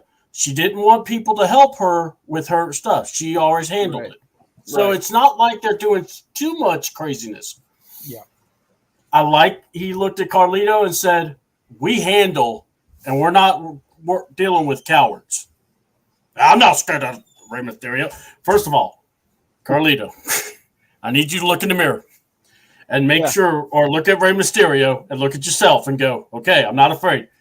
then do not run from a little guy in the mask. I don't care. But anyway, I thought it was funny. He was like, I'm not that. Ray's got old man strength. I would have ran away too. Like, listen. Ray's got Look. The only way I'm running from Ray if he had a chocolate in his hand. If he had that flip flop in his hand, then okay, yeah, I'm with you. I'm running too. But no, I like that they're bringing that up. They're bringing the Dom now, and I am intrigued. I'm hoping if Rhea's not available to work, maybe sometime we see her. As we get closer, or someone finds out the truth, and because there's so much to do with Rhea and Dom and Liv and the Judgment Day, right? Because there's got to be Liv's got to find a way to infiltrate the Judgment Day. That's what I want to see, and Dom is the perfect idiot to do that. Yep. So let's talk about it. We Chad Gable, or as he likes to be called, the Master Gable. Bad guy, wrestler, he's good at. Yeah. Matchmaking, he really needs to take some notes. Yeah, he needs a little help on that one. Because he had it perfect. Otis versus Bronson. I'm like, okay, I want to see that. Yeah, that has the potential of being a damn good match. Yeah. And, I was really psyched about that. Look, whatever Tozawa was going to get, we knew he was going to get the short straw. Yeah. It was either going to go against Jerry or Bronson. I mean, Sammy or Bronson. Well, look, Jerry. You got Sammy. You got Jungle Jack, Jerry. By the way, why were y'all in New Japan's Fro Strong Trick or Treat Bash? Did you? All right. By the way, y'all need to find that picture of Jungle Boy and the Elite in front of the cameras in their gear, and I'm just going, "Oh, where's the trick or treat bags?" They let the kids out again. Yeah. Oh God, they have been unmercifully ribbed on that one. But no, I thought it was funny when he tried to go, okay, my best. Oh, no, I won't put Otis versus Bronson. That's ridiculous. Right. You're going against Sammy. And it's like, okay, I get why. But then he looks at Tozawa and goes, don't you dare make me look bad against Bronson. I'm like, dude, you done messed this up. There's only one way to go, and it wasn't looking good. Look, Tozawa was going to go to Triple H and go, I guess I'm going under, right? Because, because there ain't no other option. I sure as fuck ain't winning. What's lower than that? Sam Cooper. Anyway, I got you. Sorry. I knew that was going to pop there. But yeah, trust me, we'll tell you that later on. Hilarious. Listen, I don't mind being oblivious at all. No. It's actually fun. They say the less you know, the better. And, no, you family now. So, what are your thoughts? Listen, I stay up there, and hey, as the coach, I didn't know what was going on. So, look, now. Or it's like this. Just remember, there was a man that walked up to a promoter and said, "Am I going under?" So there is a level below that. So I feel like, but yeah. And look, I was worried about Tozawa because I'm like, he ain't gonna have no way to actually do anything to piss off Gabriel because he's gonna get his ass whooped. But that match happens. He actually looked really good with Bronson. Bronson, give it up for him, knows how to wrestle with a smaller guy and make him look credible. And Tozawa is not like some punk kid. No, he knows what he's doing. Yeah, he's a damn good worker. A lot of people love working with him. So I like that, but and then of course Gable's losing his mind. Of course. And because he's embarrassed him. And then we get Sammy versus Otis. And I enjoyed this match because obviously it was what we all thought it would be. Sammy's doing his thing. Otis is dominating, but then it's like, oh, I got to do this. He got to do the caterpillar. Big man, crowds, bumping and feeding to it. They love Otis. Yeah, and Otis, he gonna give the people what they want. Sorry, Sockman, Excalibur. But no, but for real, when he got to that move, Gable's like, "Don't you do it! Don't you do it!" And I'm like, I love that Gable, who made the match, who's now distracting his guy. On top of the apron. What are you doing? And I'm like, first of all, Chad, you really suck at matchmaking. And number two, now you're distracting your guy. I get it. It's what this is. But Sammy hits him with the Helluva Kick, beats him. And Chad's like just berating Otis. Yeah, like he's so pissed off. Yeah. Look, your brother treated you better in matches than the way Chad was treating poor Otis. Yeah, well. Yeah, look, we know. But I'm just saying, he was treating him better. And then Sammy comes back, or Jerry comes back, and starts wailing on Chad. And I love they beat Chad up, threw him over, and then Otis is there trying to help him. And he slaps the piss out of his mouth. And all the fans are just upset because they're like, oh, you slapped Otis. Y'all didn't give a damn about Sammy getting yeeted out of his boots in front of his wife. Nah, y'all worried about the fat guy. We need to talk. Hey, fat guys need love too. You know what? He got enough loving when he got with Mandy Rose. And I'm still sore about that. And he ruined my Money in the Bank prediction. I still won't forget that. Asuka taking out Baron Corbin. I'm like, what the hell? It all makes sense. Yes. I was a wolf dog a long time ago. If we don't think about it too hard, it makes sense. Yeah. So Chad is pissed at Otis, but at the Intercontinental title, obviously he's doing his thing, but Chad was weakening the opponents. Guys, what do we see that's going to come out of this? Because the crowd's going to pop if Otis turns on Chad. I was kind of expecting it to happen right then. Yeah. Because the look on Otis's face. Yeah. I was expecting him to get pissed off and snap on him. But, I mean, I see it coming soon. It's got to. I mean, but my thing is this. I keep saying Creed and Ivory. Chad had a thing with Ivory going, don't worry about Taylor not so swift. And I'm like, yeah. Look, I like Ivory Nile. She's got to do me one small favor. Stop becoming Natalia. Oh. Yeah. Like, when you see it, what I mean is when Natalia comes to wrestle, she always does the following. Yeah! Yeah! And I'm like going, stop. Please. I know you're a good wrestler. Your face just kills me. Right. It's like, yeah! Oh, God. And now Ivory's doing the, but she's my friend. We ain't got no friends in wrestling. We turn on them. So, all right. So 2 promos really stuck out to me.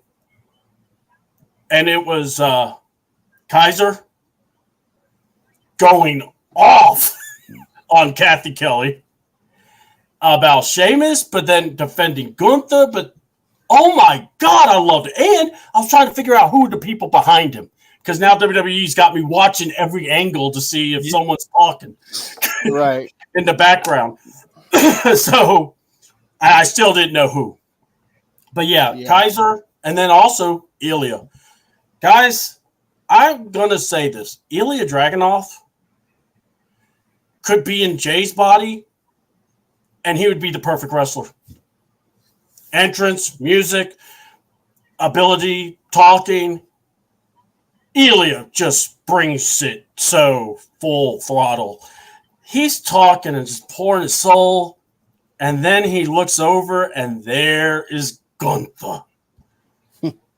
I mean, it's gonna happen. It's gonna happen. We got Gunther. We got Ilya. I'm telling you, I can't wait. But I knew it wasn't going to happen tonight, or it was going to happen. My thought was this, coming into this main event, was what I wanted to see Gunther do was look at Kaiser and go, you know what to do. And not say anything else.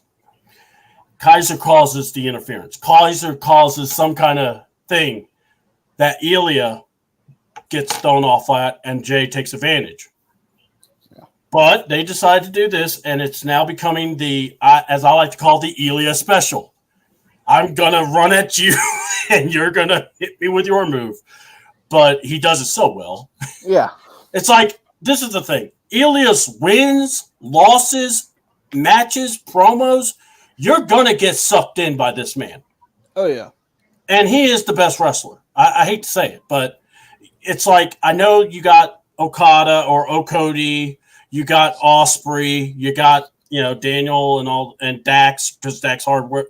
He loves his family, loves his mama, loves his daddy, loves his grandpappy. I know he loves everybody, but he wants to be part of that list too. Problem is, he loves too many people. But Ilya, oh my God, dude, he made Jay have a great match. Yeah. He really did, and I love Jey Uso, but Jay's matches are super kicks, spears, and he's going to take an ass whooping for a good bit. Sounds like my match, other than spears. Shh. We give you a little credit, Jerry. You're on our show. You're on our show, Jerry. But that's what you get with the Jey Uso match, and I know a lot of people were very hoping for Gunther and Ilya. Yeah. I wanted Jay versus Gunther because I wanted Gunther to find a way to piss Ilya off or cost Ilya or use Kaiser. They didn't. They went clean. I get it. I didn't like it, but they did. But I like the fact they're keeping Gunther and Ilya. Oh, you see them. They're going to do it. Oh, yeah. When? So, what was y'all's thoughts about the main event? And what's your thoughts about Ilya? And if you want to discuss the Intercontinental title, what do y'all think? And let's roll with Jerry, and then we'll hit Ladarius. So, overall, that match, like you said, he made Jay work for that match. But, I mean, Ilya's Ilya. He's going to do, all the hard hits and the out of nowhere kicks and whatnot. And I think they worked well together. Jerry, Jerry, real quick, I'm sorry because it popped in my head. Have you ever worked with someone that intense, someone that just can just lay it in that hard and just kind of like motivates you to have to elevate your stuff? I mean, have you? I'm just asking. Probably. I mean, I know me and Hoss, you get in there and do that with each other. Mm-hmm. Me and Cody did it last, Saturday. And me and my brother beat the shit out of each other too. Yeah, you do. It doesn't make him any better, but way to put the guy over. But back to what I was saying. Yeah, sorry, brother. Me being me and wanting to see the match again, I wanted Ilya to win. Oh, yeah. And that's just me being selfish and wanting to see that match sooner. Thank you, James. But yeah, I think him and Jay, he's going to beat the shit out of Jay. Like, yeah, it's just going to happen. Yeah. Because I don't see them putting Jay over on him. Yeah. And, man, what do you think, Ladarius? I think we kind of talked about this with Gunther and how people step up he just steps up. I think we saw that with this match. I think with Jey Uso, this match here, it just went. Ilya's one of those dudes. He's kind of in the same ballpark with Gunther. Makes you like go watch this NXT. Go watch NXT UK. Oh, just watch the matches. Because I tell people, if you never see, like, I'm assuming people have seen Ilya Dragunov. I'm going to assume that, like, if you haven't like seen his matches, like in terms of watch it from a fan, and then just watch it as just a fan of wrestling, and just watch the intensity, and you're like, the blow. You can feel the blows watching it. You can feel the intensity when the music comes. yes, Going down the ring, you feel it from bell to bell. And what we saw in this match from Jay earned that win. Ilya made it. Ilya basically made it, stopped him at the 1 yard line so many times in that match until you're kind of like, oh man, how is Jay gonna win this? And then all of a sudden Jay does this thing, and it's like, this is a great match because this to me is the similar logic to saving us. Like, as much as we want Gunther and Ilya again, if you didn't watch it in NXT UK, go find it, go watch it. It's great stuff. Go watch their matches. But this is a similar situation to what we talked about for SmackDown. You're just like they're saving Jade and Bianca. Yep. They're saving Gunther and Ilya because they know if you do it the right way, you build it right. This is a main event match, whether it's SummerSlam or wherever a pay-per-view. This is a money match. So they're like, well, you know what? As much as Ilya maybe should have won this match, I have no problem with Jay winning because I see the logic. Mm-hmm. Because I see what they're, like I said, they're pushing Jay. But listen, Ilya, like I said, losing to Jay, it feels like, oh, well, this thing is like a Pyrrhic victory, all the toil and all of it. But here's the reality. Ilya put on a show. We knew Ilya was good, but listen, he's put on some great matches to the point where you're like, when they face again, like even when he faced Ricochet, like that was like Ilya. You can't name a bad Ilya Dragunov when he was like it wasn't. It's either 0 to 100 with Ilya. Yeah, like, there's no like 50 or like 60. It's all go. And then like I'll just kind of talk on the tournament. Like once again, we're in a situation where hey, we're getting Gunther, we're getting a rematch. You know, when Gunther was the IC, we're getting that rematch. That's why I said a lot of this tournament stuff, we're getting a lot of good stuff. And I say at the end of the day, the matches that we think should have happened, it's likely going to happen. If not this year, it's going to pencil it in. It's going to happen next year. Yeah. So that was my takeaway from this match. It was just Ilya just so good. Jay, no disrespect to Jay, but you saw that extra little bit from Jay. Oh yeah, to get that W. Look, it's when I asked about, have you ever been somewhere where someone just elevates you to be better? Mm-hmm. That's what you're talking about, and that's what they were missing. Ilya had great matches with Carmelo, had great matches with Trick, had great matches with Tony D'Angelo. So he's already there, and then you add the fact that here you got Gunther the same way for the faces. Now Ilya could be for the heels. I am loving. It's like this. My only thing I wish they would have done was have Gunther be the mastermind type deal, because it's there. Gunther can do that.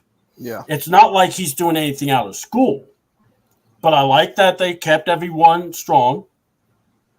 Jay versus Gunther. Gunther's going to make Jay have another good match. Mm-hmm. Oh yeah. The question is, are they going to go bloodline, or are they going to go Gunther versus Randy Orton? Because when I say bloodline, I say Jay versus Tama. There's, to me, a legit opening to do Tama versus Jay. I really wouldn't be mad. No. I don't think it would be a great match, but this is where I think you would get a Fatu. Or now you're pulling Jay involved. So I would like for Gunther to win. I would like Fatu to cost Jay then. And, and be like courtesy of the bloodline. Have like he's wearing a bloodline shirt, but you don't know who it is. And then that's when Solo reveals who it was that next night. Yeah. That would be cool. I like the idea of Gunther winning King of the Ring. He should. Remember, also, Drew McIntyre did say, Jay, I'm going to get you back for taking my spot. So there's that. Heck, if you don't want Drew McIntyre involved, then get Braun Breaker. This is the time you put Braun with Jay Uso. Jay will work with him. He could get some good stuff with him. And this would also say, hey, Jay, you've got to now elevate this guy. We need matches. And Braun is ready. Yeah. You know, Braun's – and now that you've made it very clear, Braun's not going to be a face. And I love it that Pierce kicked him off that much. And I like that. That's what you have to do. Now, I think it's going to be really curious to see if they go through and put Randy versus Tama. Honestly, the best way you have Randy beat Tama isn't you don't let Randy beat him. You let Tama get disqualified because Tama's a wild savage. Yeah. Let him lose control. Hit him with chairs. Make it look like Randy is beaten down as he can be. And, like, you know, you could see Randy Orton versus Gunther. I mean, Saudi Arabia, you know, King of the Ring finals, the males at least, I personally would not mind seeing Randy Orton versus Gunther. Yeah, no, not at all. And it's going to be Saturday. By the way, I don't know what time it is yet. That 25th, when the show's going to be. I think it starts at noon or 1. I think Do it's you guys- right. Yeah, Noon or 1. One of the Okay. two. I think I saw 1 because they said 10 on the West Coast, so I knew it was. So they said 1 here. Okay. So So here's Dubai will be like 7, 8 o'clock over there, I think. okay. So here's my question: do you guys want to do the post show after the wrestling, or would you like to wait, give a full day, and then we could meet together like at noon on Sunday? What do y'all want to do? Whichever. Well, it'll have to be Sunday because I won't be in town that day. Yeah, there we go. No. All right. So Jerry, you're good. All right. So let's just do Sunday, and then. Which I don't have a problem, by the way, guys, if we do that. Yeah. And Ladarius, if me and you end up doing a live stream where we watch it live react, we could do that too. With Antonio, if Berto wants to, we'll figure that out. But honestly, dude, I think this King of the Ring tournament will be good. So what are we thinking, though? I mean, are we thinking Randy versus Gunther? Are we thinking Tama versus Jay? Or I mean, and then what about the women's side? What do you guys think? Honestly, either way for the men's would be good. If you want to keep building the bloodline, do Tom and Jay. I think that's even though as much as I would love to see Randy versus Gunther, I'm with you. Yeah. What about you? Women's standpoint, I wouldn't mind seeing Jade in the finals, but she would have to be in there with somebody that can carry, the match. Yeah, that would have to be Io. Exactly. That would be a good thing. Outside of that, I wouldn't mind seeing Lila either. Yeah. I actually want to see, out of the women, I want to see Lyra versus Tiffany. Yeah, that could be good. I think that would be really good. Just my thought. But what do you say, Ladarius? I'm kind of torn the women. I really am. I think a part of me, like I said, if we're using the storyline narrative, we could possibly see Bianca, Io. We could see, we could. To me, I'll just go like this. I would like to see potentially. I want to see Tiffany Stratton in the finals. Okay, all right. I think if you're building the tournament the way that you're, like the way I think it's kind of thinking it's going, Lyra versus, Tiffany's not the worst thing in the world. It's like it's similar to the men's side where you can go. It's basically you can go so many different combinations where you're not going to be like, oh, this is going to be a terrible match. It's going to be great, and that's what makes the men's side terrible. Because listen, if you do Tama versus, that to me is slightly above me wanting potentially maybe Gunther and Randy Orton. Just slightly. I'll take Tama versus Jay And I mean, it is like you're pulling out. We're playing football. We're pulling. It's like a link. It's like a 4th and inches. It's like to me, it's you could go either way with it because you're not going to be disappointed, and that's what I like with these. We're getting the storylines integrated with the tournament. Yeah, it's kind of like you're killing 2 birds with 1 stone. Which if you go to Tama and Jaira, you're killing 2 birds with 1 stone. If you go Bianca, Io, if you go Tiffany, you're killing 2 birds with 1 stone. Yeah. So there's no there's no thing like, oh, this is going to be terrible. Either combination is going to be great. It's just a matter of perspective and what. It's just if you look at it from the fan, like enjoy the match, focus on the storylines. It's going to be great. Either way. Yeah. I mean, I listen to you guys, and we talk. Originally I was all about Randy versus Gunther. I really was. But yeah, the more I think about it, Bloodline really would make this thing even crazier. And I know some people say Bloodline overload, but it's the WWE. You kind of have to do that with certain things. And, it would be interesting because they're pushing Jay hard, but then they also pushing Bloodline hard. So what would happen? And this is a natural way they can fight each other. So it's not like he's, invading. This is a legit prize. The women, I think it's going to be Bianca versus Io. That's my thought. What I love would be Tiffany Stratton versus Lyra.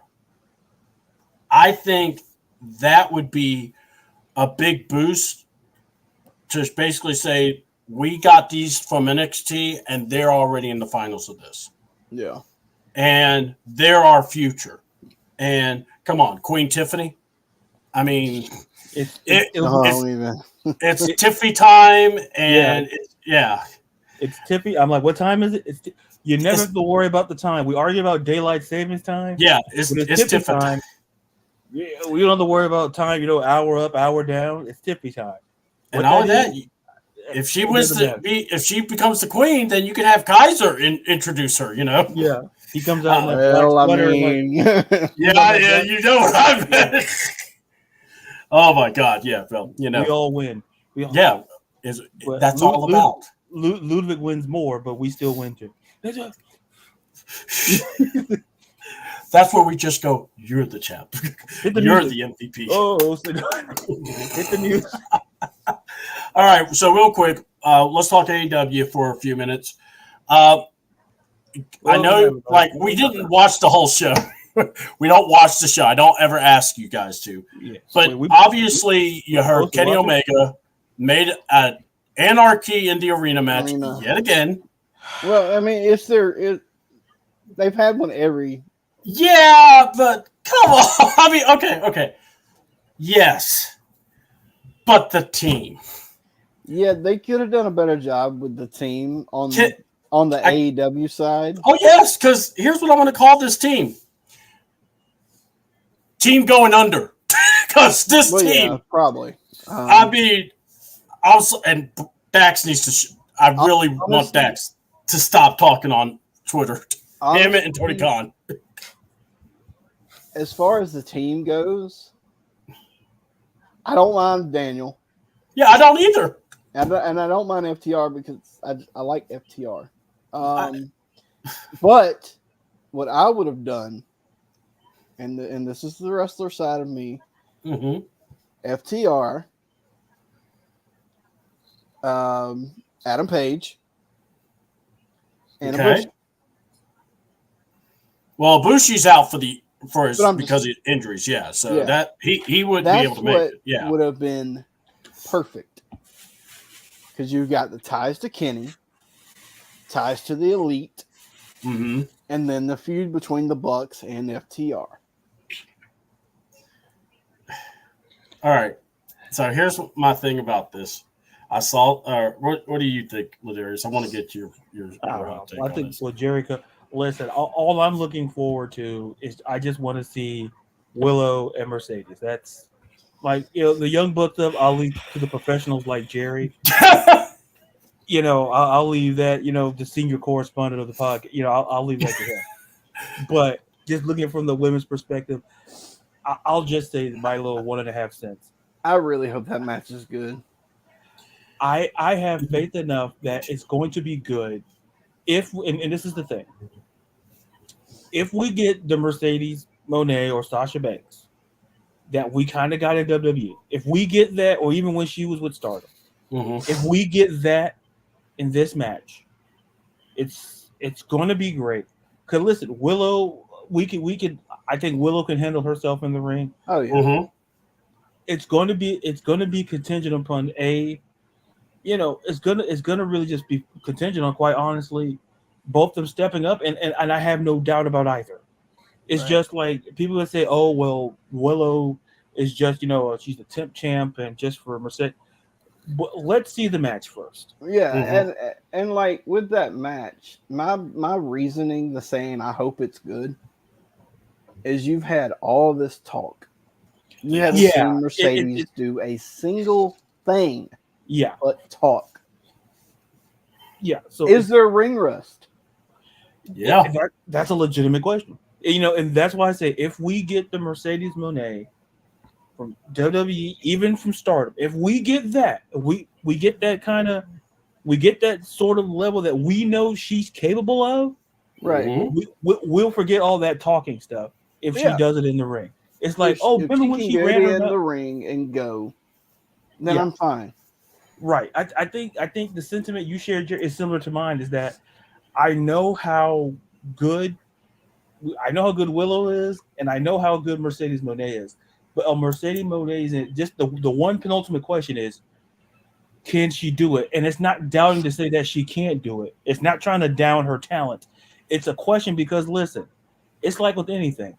If you're out of doing something for X amount of time, if you haven't been consistent in whether you're practicing, whether you're being practicing your profession, there's going to be rust. I don't care whether it's any sport, any level of whatever. If we get up for Mercedes Moné in this match, it's going to be a fantastic match. That's just the question. The pressure really is on Mercedes Moné. Yeah. Oh, it is. To me, it's like people say, she'll be on Willow. No. It's on Mercedes because we have to see. Is she ring ready? Is she exactly? Because if we're going by what we've seen before and who she's faced in her career, WWE and start, if we can get that level of match versus Willow, who we know can get it done, it's going to be a great match. The pressure is on Mercedes, and I think for the sake of the match, and for me personally, I think she'll deliver. Yeah. I am not hoping she fails. Exactly. Okay? But here's my biggest fear. That she gets through this match, and we're all looking going, damn, she kind of looked like Soraya. And here's the other thing. Oh, it's another good match. Okay. What do we do next week? Yeah. That's the biggest problem. And then, like Jerry was saying about the whole promo thing, and again, notice I'm not mentioning Willow. I think Willow is a very bright spot for this company. Yeah. And if not this company, WWE would want her. Yeah. She is everything. They should want her. Oh, yeah. She is. I think with the work she's done, she cuts better face promos than the faces they have already. Yeah. And I will tell you, I think she would be great. Not to the point that I wouldn't even put her in NXT. I would put her straight to the main roster. So that's coming from me. I have no ill will about Willow. I have an ill will about the fact that they have mismanaged Mercedes to the point, and it's also the same with Okada. They have turned these high-priced superstars and made it where we just look at them and go, "What are you doing here again?" Yeah, yeah. There's no importance. There's no feeling, and this is another thing about Swerve, but also James Holloway. Appreciate you, James. He was also bringing up that Adam Page is out on personal reasons. But, like, this whole Anarchy match, How about instead of putting Swerve in a match against Christian, you put Swerve in that match? Youngblood, yeah, and not only that, keep a spot open.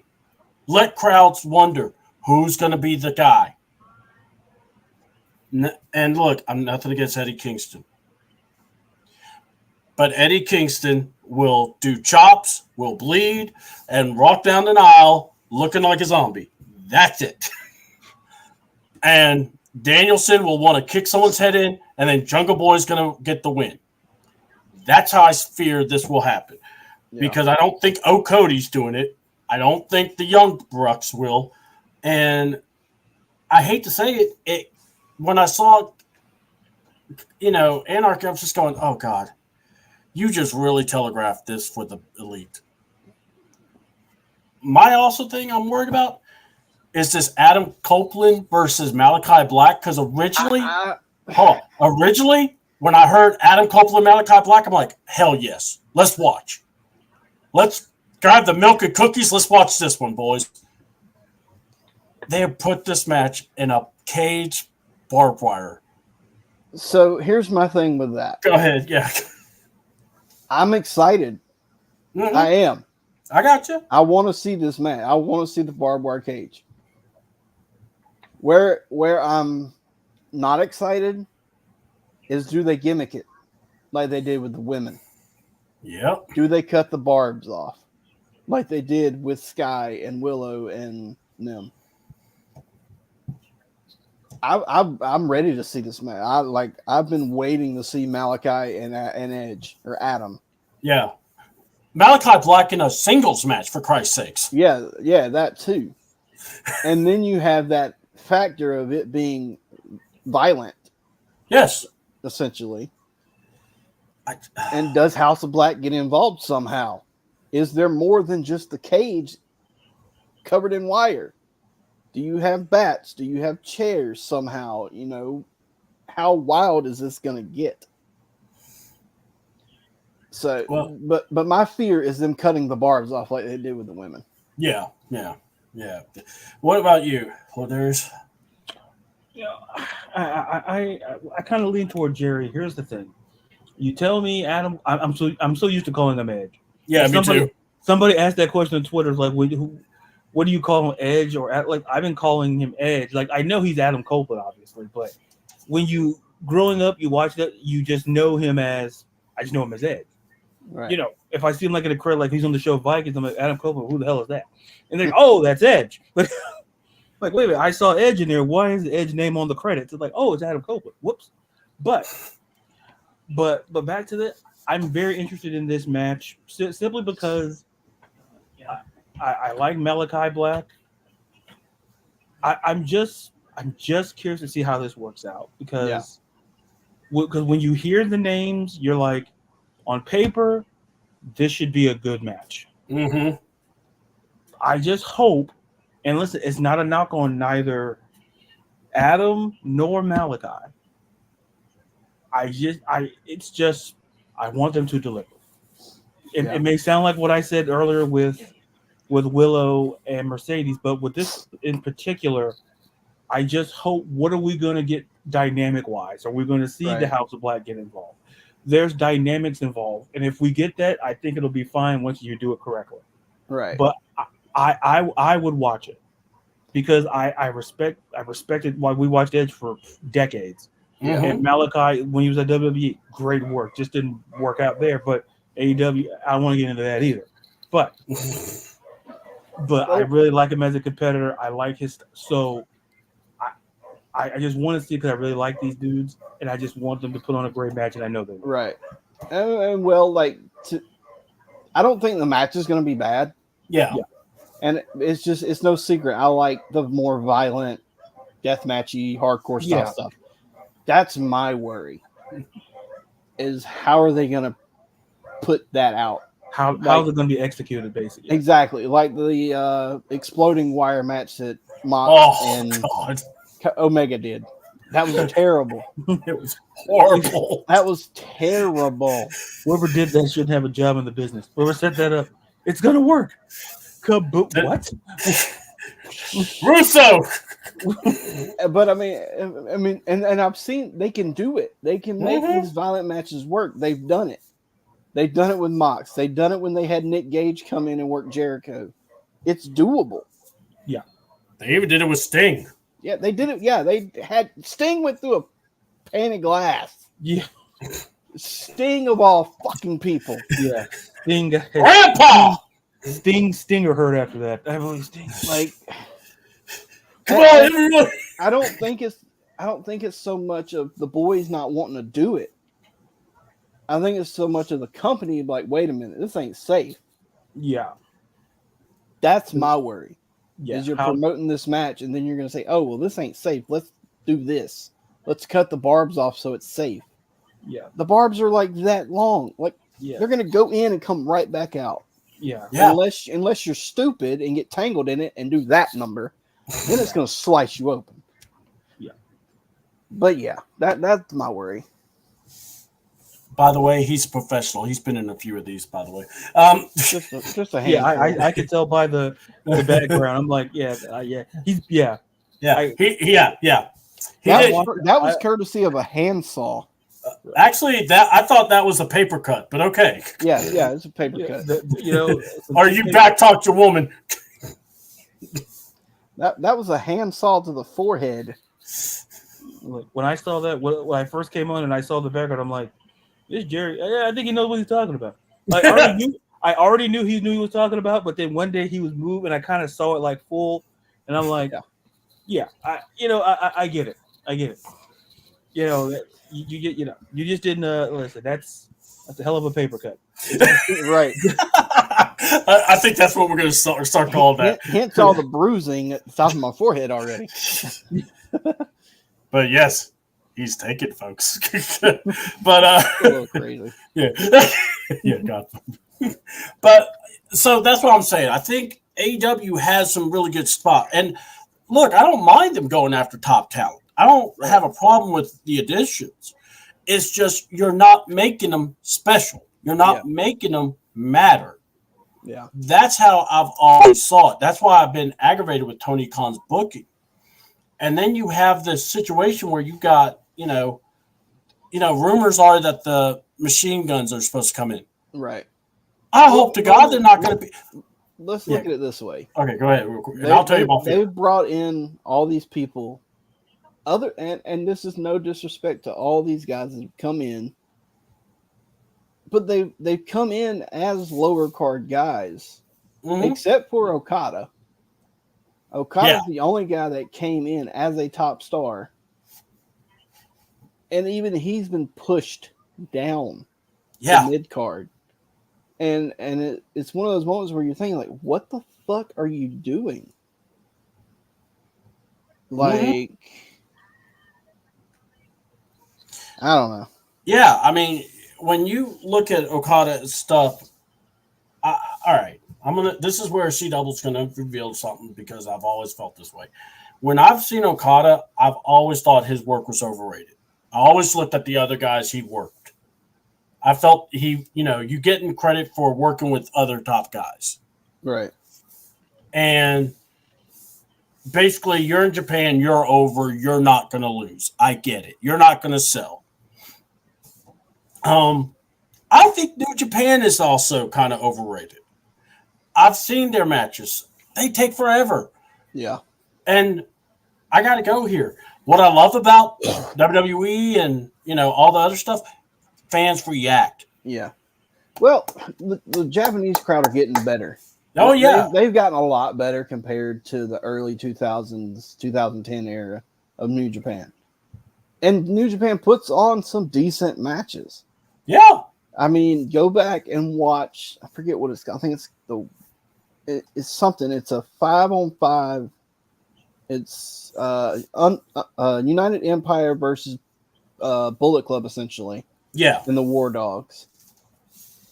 And that match was it's kind of a Hell in a Cell type match without a top. Yeah. Okay. And it's the square cage instead of the normal chain link cage. But that match was freaking nuts. Mm-hmm. But I think it was this year's Wrestle Kingdom is what it's from. Okay. And that match was like top 10 matches that I've seen New Japan put on. Like, that was not a bad match. So, I mean, they have the ability to put those good matches on. They just don't, for whatever reason. Yeah. And I guess that's what I'm saying. It's like I'm looking at what they do, and I just want to see. I hate to say see more, because it's not that. It's just when I hear about how great New Japan is, and it also comes from guys like Dave Meltzer, who's loves these guys. Yeah, exactly. And he does the same with AEW. Heck, people were stunned that Cody and AJ got 5 stars because he does not give WWE matches anything. A lot of that with WWE comes with the past between him and Vince. Yeah, we know. But what I'm going to say is, though, I really like the idea of you got this talent. You can make it anything you want. Yeah. They could tell stories. And I get that's not what they do.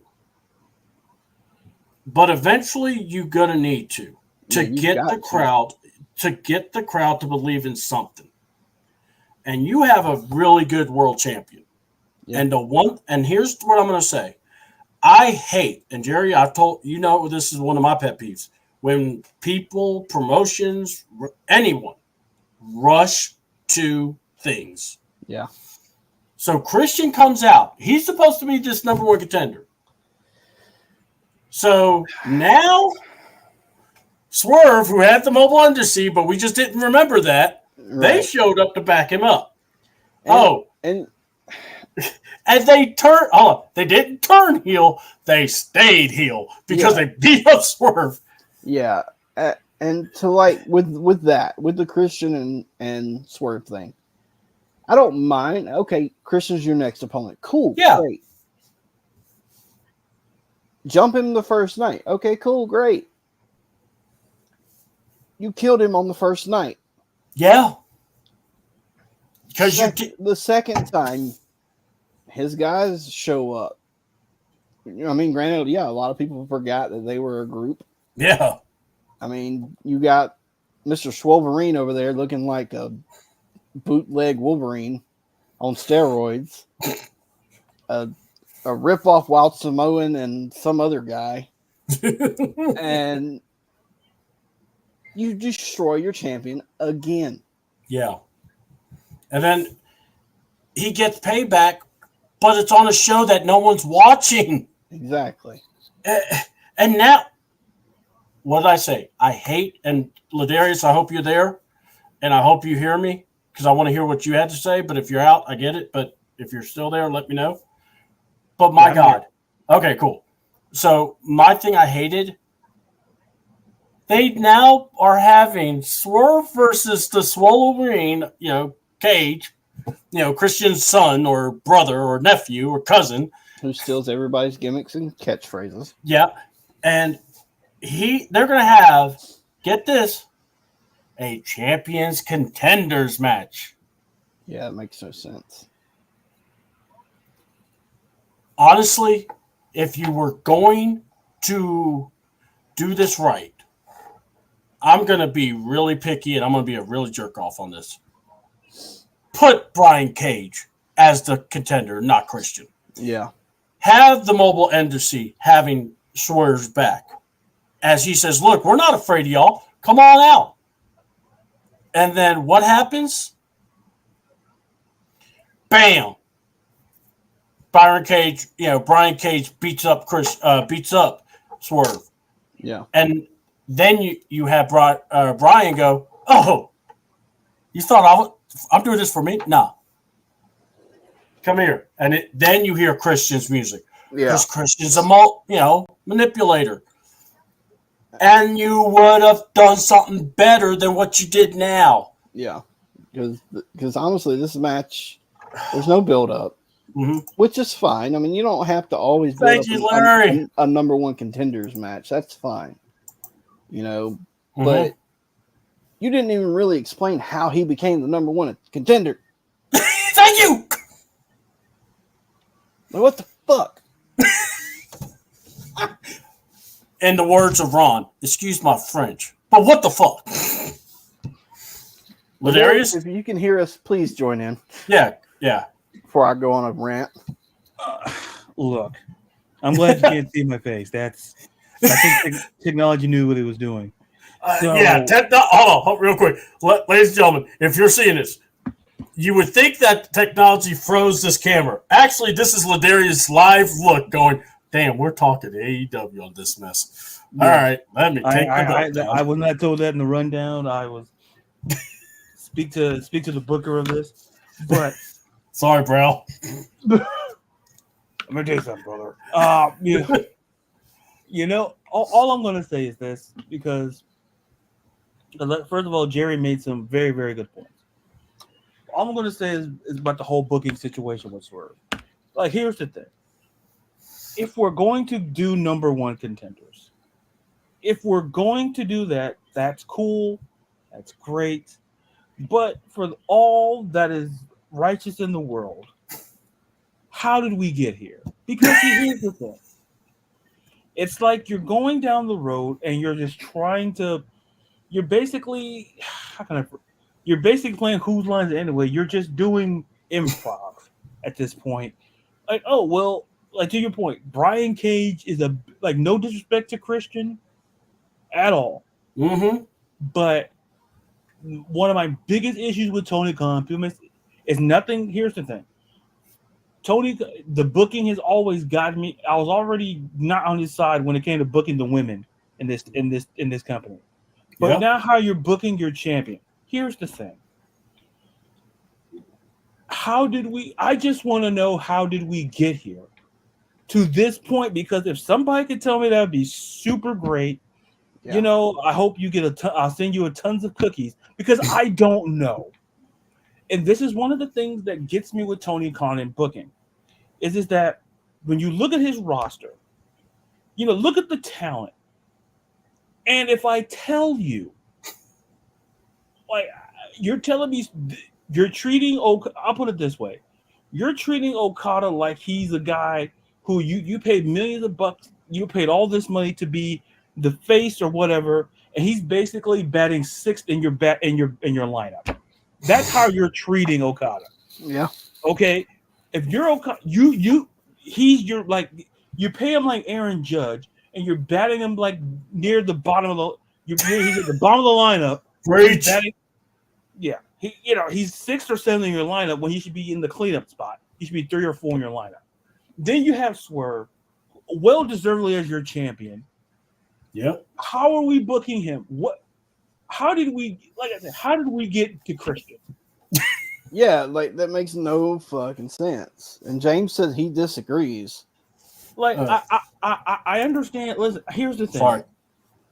I get where he did, but here's my thing. It's not an attack on AEW. It's an attack on the booking. It's like, if you look at what they have, you have Swerve. Book him like he's something. Yeah. Because it feels like we're talking more about we're talking about the EVPs more than Swerve Strickland. That's the problem. Yep. I'm like, if somebody told you that man, if you stood Swerve Strickland in line with a couple other stars, and they tell you, well, who's your champion? No one could pick him out. No. Why? Because I guarantee you could do a WWE. It has nothing to do with global reach. It has nothing to do with. It's called how you book. Yeah. As much as we may say how Damian Priest is being booked, but we know Damian Priest is the champion. Yep. He kicks off some of the Raws, for goodness sake. He's somewhere at the top of the show. With Swerve Strickland, and listen, like, I get where James may be disagreeing, and I get it. Everyone, I'm not. But here's the thing. If your champion is not being booked like a champion, it's better, like with Okada. It's bad enough you're treating him like you're basically treating like he's coming off the bench instead of being in your starting lineup. And listen, James could disagree. I want to hear his points once you're done. Yeah, because here's the thing. my whole issue with AEW has just with Tony. It's just the booking. You have too much talent for it to be booked this way. Yeah. And the fact of the matter is, it's nothing against the wrestlers in that division or in the company, but penultimately, it's how you book it. Because you should know who your world champion. Your world champion. You not saying you build around him. We should know who your champion is. And we should kind of know who the number one contender is. I'm going to drop the StreamYard link, by the way. But go ahead. James, please join in if you can. Yeah. So at the end of the day, it's kind of like what Jerry says. Like, how did he become the number one contender? I don't know. That would be helpful. I'm gonna leave it at that. I just want to know that. All right. So, James, the invite's there. Yeah, please, if you're available, please join in. I want to hear your side and why you disagree. And by the way, we're not shaming any AEW fans. No, I mean I enjoy watching AEW. And that's just me being a wrestling fan. But these are what we thought, and now here's what I'm going to say. You have turned Okada, that big moment of Okada, and I did drop it. So you turned Okada into Jack Swagger. That's what Okada is now. And that's the okay, we're going to give you a couple of minutes, and then after we do all this, we're going to wrap up. But I appreciate James going to be on for a little bit. But look, my thing is this. I look at what AEW's doing, and my problem is what Ladarius was talking about. You're champions. You're not building off anything. The Kingdom was supposed to be something. You haven't been able to follow that up. I haven't seen them in 2 weeks. And here's the crazy part. Roderick Strong's supposed to go against Will Ospreay. In March, you couldn't miss Will Ospreay. Now, you can't find him. Yeah. This is, and it's like what Ladarius just said, is when you bring in, or if you're focusing on the EVPs, AEW was doing great shows in March. They were doing great shows until they started the storyline. Yeah. But once they crossed this petty bridge and try to hide behind Jack Perry. Now, look, this is where I'm going to say it. You're trying to tell me Jack Perry, the Young Bucks, and Okada need the attention more than your world champion. Yeah. That's my issue. And I don't have a problem with them. See how to word this. I don't have a problem with them booking Jack the way they're booking him. But they could leave the Punk stuff out of it. Mm-hmm. Okay, you're the scapegoat. Okay, cool. Yeah. You didn't have to bring up the whole fight in the video of the fight. Because the video doesn't even make him look good either. Everybody knows about the fight. Everybody knows that you got suspended because of the fight. You were the scapegoat because your name wasn't as big as his name. So what happened? You got suspended. You got kicked off. And in independent wrestling, Jerry will tell you, if you get into it with another talent, how do they handle it? They don't ever take the lower talent's view. For example, and I got a perfect example because this happened a year or two ago with me personally. Mm-hmm. And I think you've seen the video. Yeah. So I was in a triple tag, 2-on-2-on-2. Mm-hmm. Me and my brother against two guys. I'm not going to say their name. They're trained by AR Fox. That's I got you. That's enough said right there. And against two guys from Savannah. Mm-hmm. Love those guys to death. I'm not going to say their names either. Just it's fun. Yeah.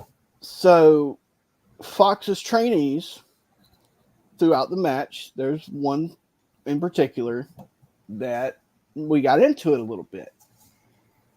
You know, and my rule of thumb in a match, you stiff me, you got 3 chances. Mm-hmm. 1, 2, 3. First chance, let it go. Second chance, warning, let it go. Third chance, warning, let it go. Or second chance, warning, let it go. Third chance, you're out. That's 3 strikes. Done. Okay. We got into a fight. Management of that company, of that indie promotion, they told him not to come back Hmm. because that was their first night there. What happened? Yeah. Picked a fight with a permanent talent. Okay, gotcha. James, Mr. James, how you doing? James, Oh, see, dude, what's going on? man, brother. Now, James, this is my crew. This is our wrestling show, and yeah, we started getting into this with AEW. So here's what we wanted to introduce you. Just the guy over here, top is Jerry. He actually works as a wrestler in the independent scene. Guy on the other side of you, that's Ladarius. His camera's froze, but we want to keep him on because I want him to, if you want to discuss what you wanted to discuss with any of us. I want to hear your point of view. We want to go ahead and just give you the floor, if you don't mind. Tell us what you disagreed with, if you don't mind. Well, I disagree with the whole Okada thing because for the simple fact it's like what I said earlier. You just can't thrust them in when you got all that talent over there. Mm-hmm. You see what I mean? buddy. I got you. You just can't thrust that over there. So you have to put him in a storyline. Okada hasn't been buried. He's undefeated, for one. For two, okay, go ahead. He's the Continental Champion. So they already threw a bet on him already. Yeah, because they did that as soon as the problem. As soon as they got him. Yeah. Yeah. So they put him in a good spotlight. You just can't throw those good storylines yet. You see the Kenny Omega Okada is building up again. That build is building up. They previewing that. You got some other things that's going on that you have to preview. With Swerve, I disagree with the Swerve statement because every time AEW is at an event, one of the main people that's there is his Swerve. Okay. If you look at his videos and things like that, if AEW, say for instance, AEW was at, they had an NFL draft party with the Jacksonville Jaguars because Tony Khan, his dad is Shia Khan on the Jaguars. Yep. Swerve was there. It was a baseball event. Swerve was there. So I kind of disagree that they booking him wrong. I actually think they making him look stronger because if you look at the Swerve promo, one of the Swerve promos, he said he was going to turn face in that promo. Yeah, so I remember that. So that face it was going to automatically come when he became a champion. He was a face even before he became champion, to be honest with you. Yeah. Yeah, because he was building up and everything. I got you. He was building up and everything like that of that nature. So with that being said, y'all gotta understand as well. One of the bright stars that's there now, and you talking about you don't see him, is Will Ospreay. You just can't have Will Ospreay out there like that every week. And he's one of the main attractions for AEW now. I could say that personally. Well, here, all right. Let me just bring something to you, okay? And hold on, guys, I'm gonna go off camera for a second because I got somebody coming up, but I'm still here. All right, cool. All right, so that's James. He's actually always with me on the eye test. He actually is really a cool dude. So just understand, guys. Do you want to go for this, or you want me to lead? I'll take it for a minute. All right, let's go for it, Jared. Now he's going to hear you, but yeah. So, like he's saying, yes, they are using Okada. They put a title on him the second he got in the company, and that is a push. I will agree that they're using him. To me personally, they're not using him right. I don't think they should have put him with the Bucks and in this storyline. I think they should have because to me it's like they're crippling him. As far as Swerve, yes, I know Swerve. Swerve's at all the events, whatnot, and I know that. I get that. I've been in that spotlight. I've been that champion for a promotion, but what killed me with that is the celebration thing when he won the title. He didn't really get one. You've seen him on TV with the title 3 times since, which is about right because the pay-per-view was like 2 weeks ago. Yeah, so that's about right. Yeah, Dynasty was like 2 weeks ago. Yeah, that's about right. 3 times, which I don't expect him to be on every single show as a champion. Because I mean, because one night you're working two shows a night. What else? What else did you touch on? Ospreay. To me, the reason I say they're not using Ospreay right is because I know what he can do. I know that he can go, and I agree. He's an attraction, but he needs to be in some kind of storyline and some kind of picture somewhere. Let me ask you this, James. Mhm. Do you think that we're going to see Swerve Strickland versus Christian as the main event? I'm looking at the lineup right now. Yeah. Yeah. Okay. So you do think that? Yeah, I think that. Okay. All right. Look, and I hope so. But I can also. It's just the reasoning being because I ain't trying to cut y'all see, Dub. No problem, brother. It's good. Go ahead. I want to hear what you guys say, bro. It just I don't get to do this, so go ahead. It's just that when it comes down to the way it's gonna be built up, they're gonna treat it like it's a main event because you know they're gonna treat it like it's a main event. All right. And, All right. So here's my issues, okay? Mhm. Because I think I could see them putting Anarchy in the Arena as the main event, especially with what they could do afterwards, especially if there's a potential of adding people. All right. Yeah. Also, the other thing is, I also see it as a potential for Mercedes and Willow to be the main event because it's Las Vegas. I'm bringing this up, and I'm not trying to I one up you, you know. But yeah, go ahead, Jerry. Real quick, you said you could see Mercedes, and the way I see them doing it, and again, this is just the worker in me coming out. Mercedes is semi, Anarchy.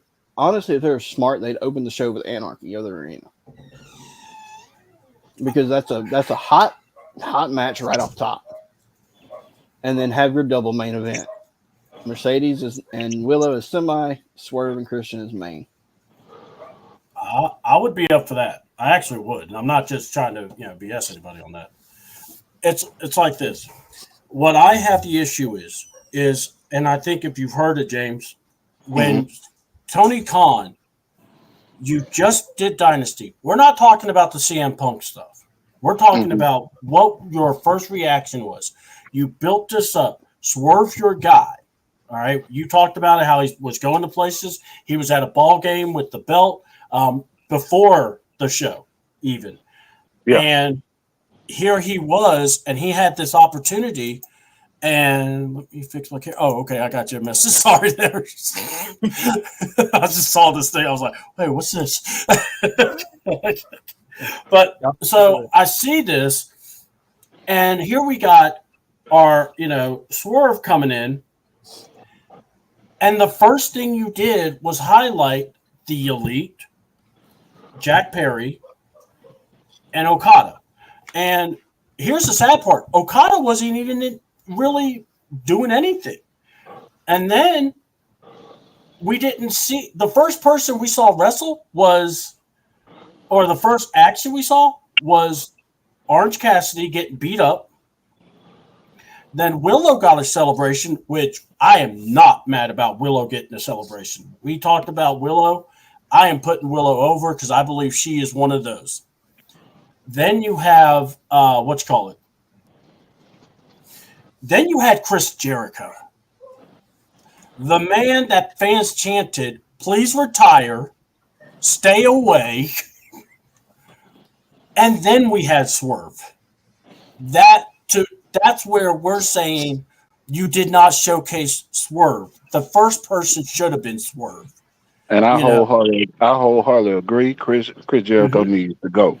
Oh yeah, that ain't gonna. Yeah. I think that's the universal language. He's past his prime limit there. Yeah, I think he has like a major title within the company, and he's using it to his leverage at this point. And that's another day. Oh, we'll all talk about that. Trust me. Don't worry about that. You know what? Look, if we do an open forum, James, and if you're available, you better jump on now. I'll add you if you do that. James, add me. Look me up as Christopher A. Clavel. Okay, and I see you in the ABG group, so I add you from there. Yeah, add me from there because I want to make sure I can contact you and make sure and give you the link because I'd love to have you back on if you don't mind. That's fine. That's fine. Definitely. Yeah, all right. I mean, because trust me, when we do the open forums, this is where we're going to start talking about everything. You know, the booking, who's if not false or is Bischoff right about what he said about Tony is stuff like that. So if you want to be a part, dude, I would love to have you on. You know what you're talking about. I'm not going to say you don't, but let me ask you: Anarchy in the Arena. Do you think they did the right job in picking those guys, Kingston, Bryan, and FTR? Yeah. Okay. Yeah. All right. Yeah. Because if you look at it real closely, it's setting up a feud between Bryan and Claudio. I could see that. Oh yeah, I can see that. Yeah, I was about to say, wait a minute, but no, I got that. I got that. If you look at the last episode, I think of Collision, when Bryan was talking, you remember when Claudio walked out on him and walked away. So it's probably finna set up that Claudio is finna turn heel. Or like the Swerve's guys did. We're gonna stay heel. Right. I felt so bad for that guy. I was like, come on, man. Give him a little bit. All right. So look, guys, James, I'm telling you, you have an invite. I would like to have you on if you want. Okay. Yeah, come back. All right. If you want to be a part, we would love to have you. Okay. I will. All right, man. I appreciate you. All right. So guys, I'm gonna go around the horn, plug what you're in, and where for people to find you and go from there. So we're going to go ahead. Well, James, if you like to plug, let's go ahead and start with you, bro. If you're a Falcons fan, you can catch me on the Eye Test on Wednesdays. When Tight is live, you can catch me on Waffle House on Fridays. Yes. Pretty much James it. knows I'm a Falcons fan all the way. Yeah, and James knows I'm a master of asking for lit malt liquor, so that's all good. Yeah. All right, go ahead, Ladarius. You can find me on the social at Ladarius_Brown on both Twitter and on TikTok. It's Ladarius_Brown on Instagram. You can catch my work on Beyond Women's Sports and hopefully get back to writing with Blogging Dirty because I was writing with the Blogging Dirty for Fansided. And I have an episode coming out, if not this week, more than likely next week. Awesome. On my podcast. Yeah. All right, Jerry? Twitch, Instagram, TikTok, Facebook, all Viking Gaming 91. Also, the Lone Wolf the Lone Wolf Jerry Nelms on Facebook as well. Try to post all my wrestling stuff on there, where I'm going to be at, what shows, and all that good stuff. Streaming, yeah. Yep. And also, shout out, we got to see a Shauna Kissy on Jerry, so that was really good. Way to go, tried to get Shauna. off of camera. Yeah. Your background let you down. Well, anyway. she just got home from work. Yes. And we understand. So, but want to say shout out and thank you. And James, thank you for coming on. Ladarius, thank you for coming on. And Jerry, thank you always. Look, guys, you find these guys on their social, find them out and just hang out and check out Ladarius' stuff. He has some really good articles and he really posts some good stuff, especially on Instagram. I am found on my C28 page on YouTube. I am on the Instagram C28 also. And I believe pull up C Double on my Facebook. That's my business page / nickname on my Facebook. So look us up, hang out. Lone Wolf Jerry Nims also. So check that page, give a like for him, and yeah, guys. Till then, we'll convene on Saturday, and we'll just have an open forum chat then. All right, guys, I'm out. Thank you all so much. Appreciate it. Peace.